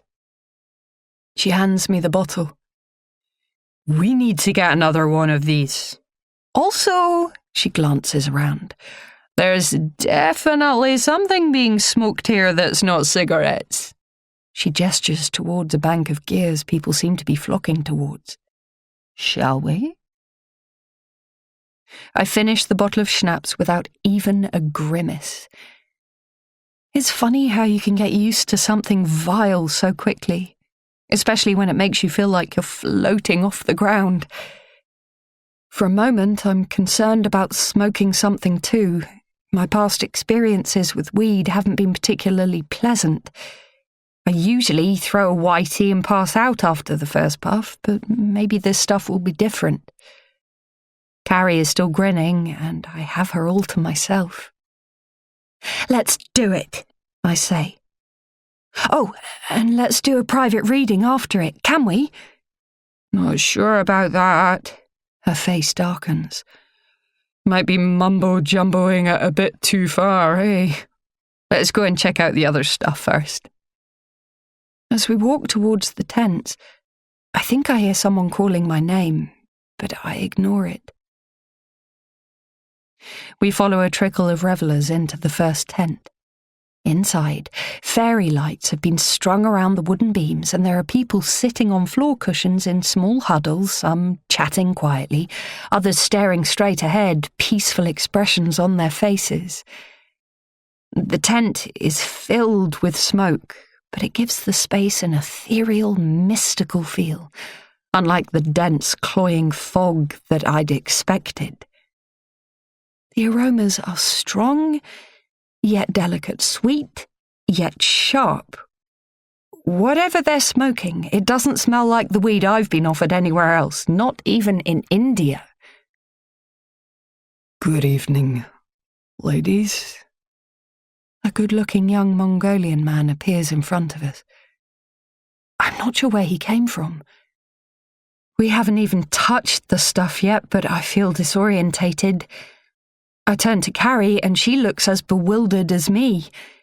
We both gaze at the man, wondering if he is actually there. He laughs, revealing perfect white teeth. I'm Altan, he says. I can be your guide. You'd like to try some? He turns, gesturing at the smokers. It will be nothing like you have ever experienced. You cannot get this anywhere else in the world. He winks. I think you'll love it. We were thinking about having a reading with one of the shaman. This seems to bring Carrie out of her trance, and she giggles before turning to me and mouthing the words to move any mountain. Altan doesn't know what's going on now, but he keeps smiling. Of course, he says. Let's get you prepared. Prepared? We don't have to, get our kit off or anything. Carrie giggles again, and I find myself doing the same. I think the smoke is affecting us. Come, Altan says. He gestures to a space on the other side of the tent where cushions have been arranged, seemingly for us. They are plump, red and yellow velvet, and they look a lot more comfortable than the hard beds we've been forced to sleep on. Altan holds out a hand for us to take to help us sit down. And when we're ready, he tells us to close our eyes and breathe deeply. He chants something slow and soothing. Then he clicks his fingers.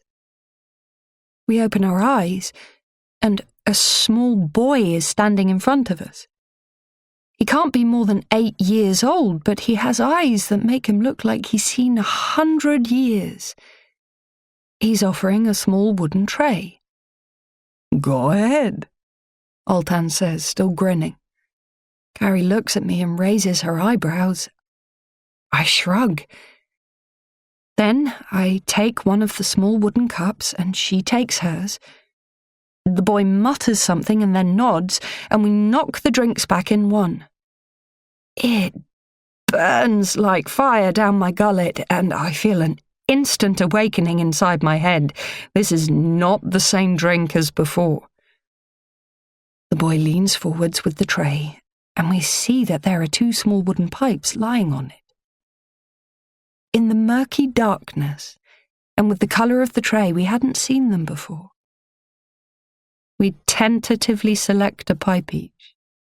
They are slim, with a small cup at the end already filled with something that I don't recognise, a dark, crystalline substance that bounces the glow from the fairy lights as I turn the pipe from side to side, inspecting it. This will help you prepare your truth, Altan says. He gives us a small bow. I glance around, wondering if everyone in here has had this same treatment, or if they're more casual about it all because they probably do it all the time, but I can't tell. Carrie puts the pipe in her mouth and the boy leans forwards, flicking a silver lighter. The crystal glows red and then dulls to a sparkling amber as Carrie sucks on the pipe, drawing it in. She coughs once, waves a hand in front of her face, and then goes again. She turns to me and exhales soft, purple smoke. Then she blinks, and her eyes turn glassy in the dim light. Fuck, she mutters, then sinks down into her cushion. I put my own pipe into my mouth and the boy grins at me as he leans in to light it. He says something to Altan and the 2 of them laugh.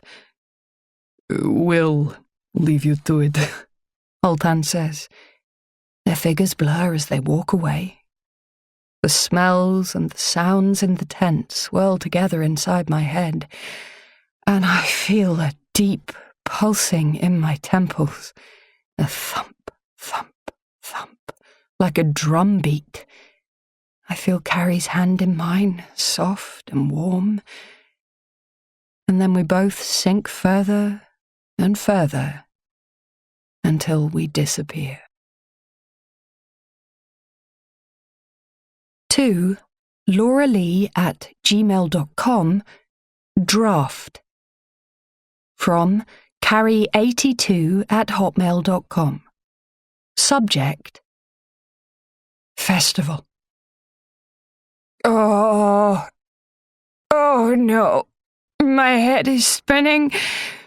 I feel sick. The battery is nearly dead, but I have to write this down before I forget. The shaman said bad things, Laura. He says there's a dark cloud hanging over us. There's bad energy. I don't know if he meant me or Violet, because then he said he wasn't doing our reading anymore. And then we smoked more of that crystal shit, and I don't even know what it is. It might be crack. Have I smoked crack? My head. And I did something else. Not tonight. I did do something else tonight, but it wasn't a bad thing, just a mad thing, a crazy thing. But I did do a bad thing, but I can't. No, I can't tell you. I just need to sleep now and then it will be okay, won't it? Help me, Laura. I'm scared. Chapter 16. The voices are coming from far away, mumbled and jumbled and incoherent as if they are underwater, or else I'm in a dream. My body is being shaken, and I feel everything rattle inside me. There's a sharp chemical taste in the back of my throat, and what starts with a cough soon turns into near choking as my eyes fly open and I try to sit up. Jesus Christ! Earth to Violet! Thought you were never going to wake up! The face swims into my vision and I squint. I open my mouth. Martin? My voice is a hoarse croak.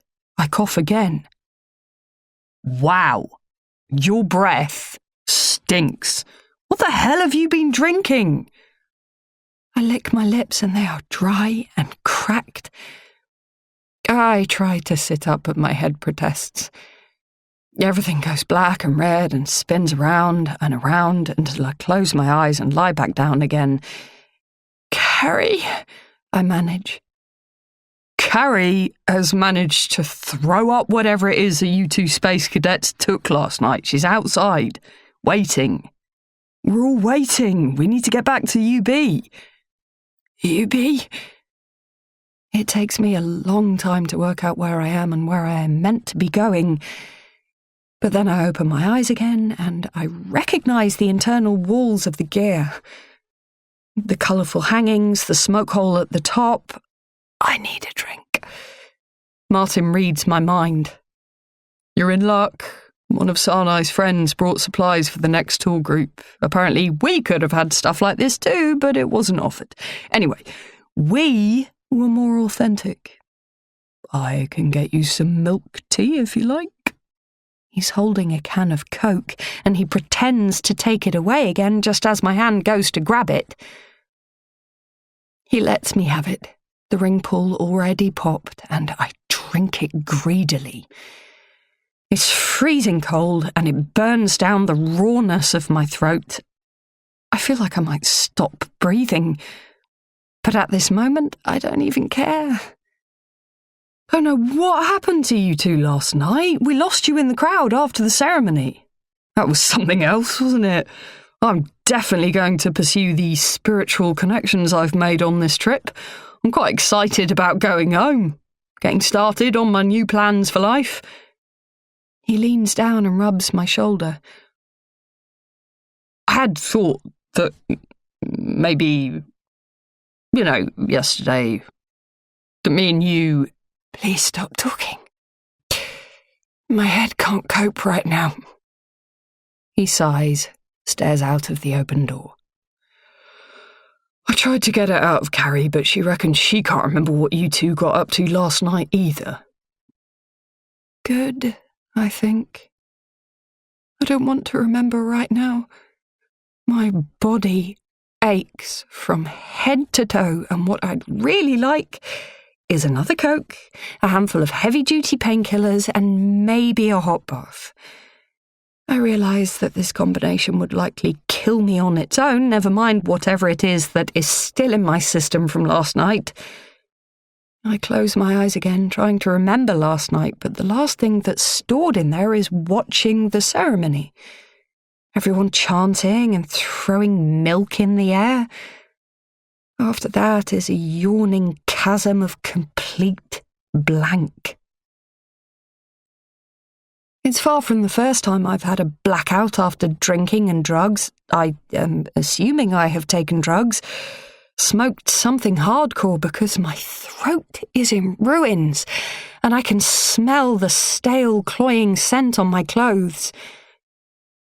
I know that bit by bit the fragments of lost memory will come back to me, haunting me, shaming me, and I know that some bits will never come back at all. Between me and Carrie, I imagine we'll be able to piece most of it back together, but there's no guarantee. Come on, get packed. We're leaving in 10. Martin puts another can of Coke on the floor beside my bed and disappears back outside. He's pissed off with me, which is fair enough, I suppose. He probably imagined some tantric sex on top of that miniature mountain with the pile of stones on top. If he's pissed off, Rory must be fuming. I sit up slowly and notice that Martin has also left me a packet of painkillers next to my second can of Coke. Even annoyed, he's a good Boy Scout. I feel bad for leading him on, but it had just been one of those things, caught in the moment. There was never a hope that I'd sleep with him. I take a sip and lick again at my chapped lips. They don't just feel dry, but cracked at the edges and a bit swollen and bruised. A memory hits me. Carrie's voice. Close your eyes. Carrie's touch, her fingers on my lips. The sound of the Land Rover starting up knocks the rest of the memory away. It's so close to the surface, I know it'll come back. I pick up my backpack and, ignoring the pounding in the back of my skull, I throw everything inside. There's something stuffed into the side pocket, taking up the space where I usually put my smaller toiletries, so I shove them into the main section instead. I don't bother to see what it is. I can sort the bag out properly later before we get back on the train. They're all waiting for me in the van. Morning, Violet! Sanai says. I think you had a good time at the festival last night. She giggles, and I manage to give her a small smile. Carrie is wedged up against the window, her head against her rolled-up hoodie. She has her bag beside her on the seat so that no one can sit next to her. She doesn't speak, but a flash of her eyes tells me that she's just as messed up as I am right now. She looks grey and clammy. I imagine I must look the same. "About time," Rory mutters. He's in the same position as Carrie, one seat in front. I ignore him and take the single seat behind Martin, who at least manages a proper smile. "You look a bit better than you did half an hour ago." "I don't feel it." None of us says anything else for a while. The atmosphere is heavy, subdued, and I wonder if Carrie or me did something embarrassing, something that the others know about, but we don't. I have no idea how we got home, so I suspect someone must have helped us, but I don't want to ask any questions. I don't want them to think that I have no idea of what happened in the last few hours.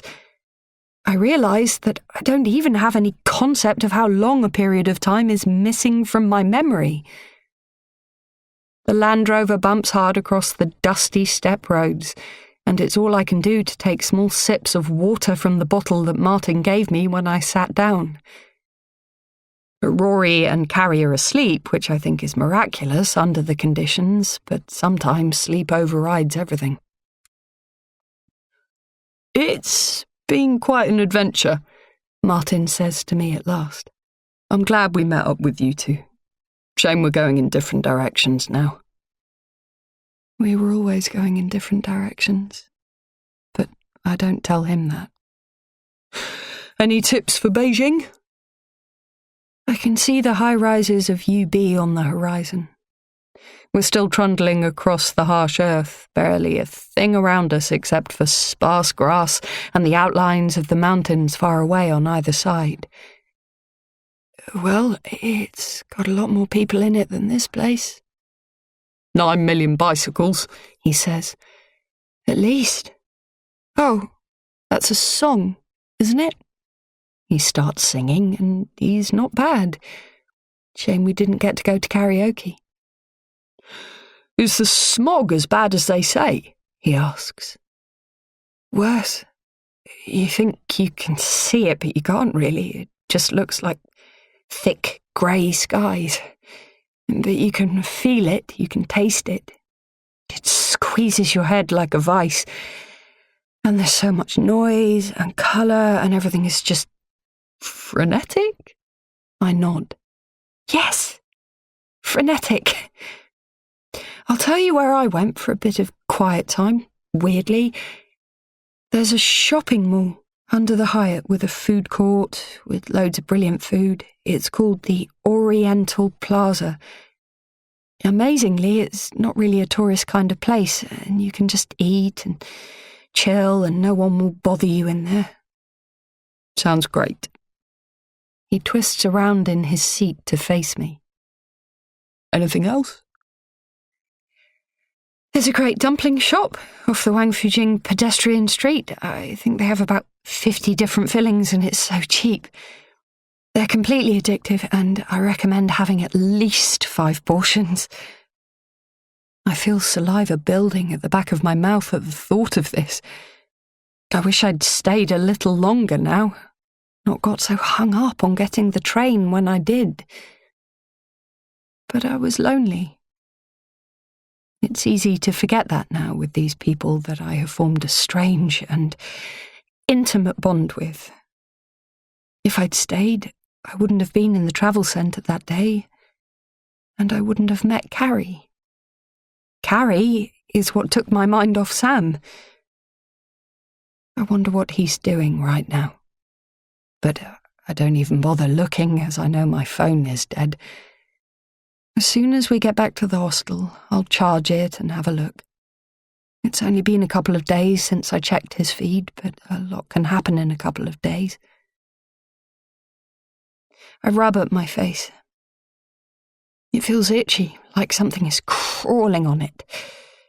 Go to Kianman Kwanjud for Peking duck, too. They present the head on a little plate.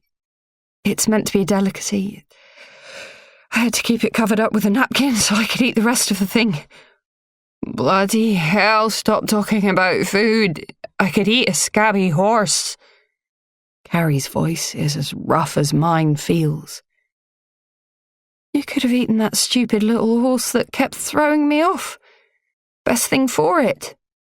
You two are revolting, Rory says, joining in.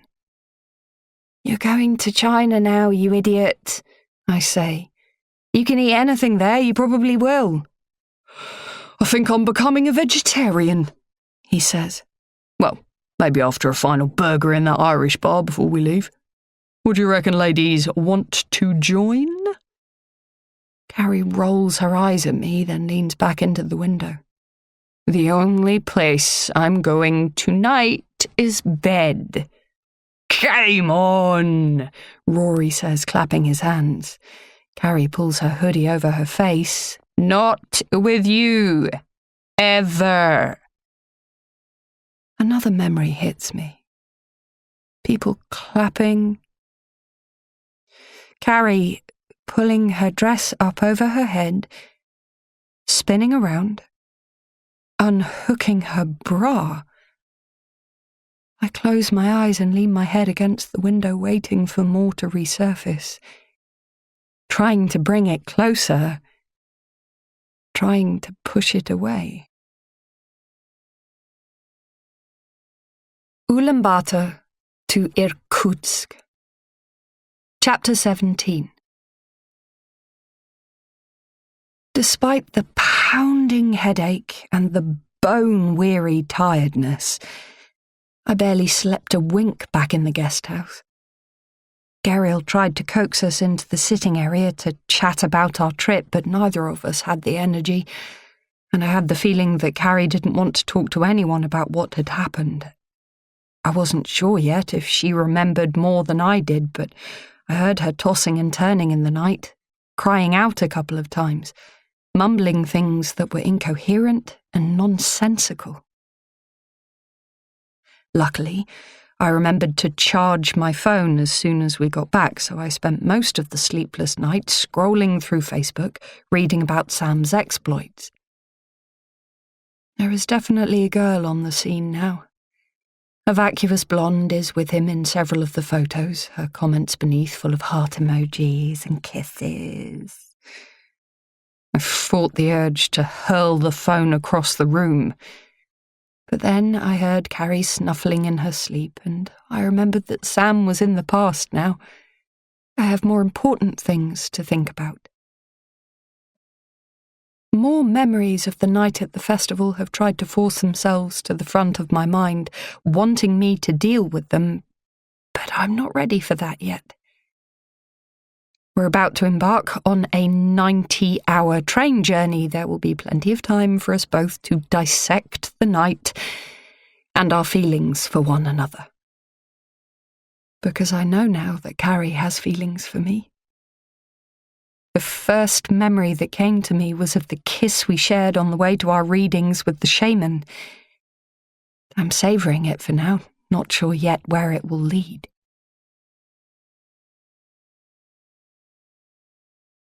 End of CD 3.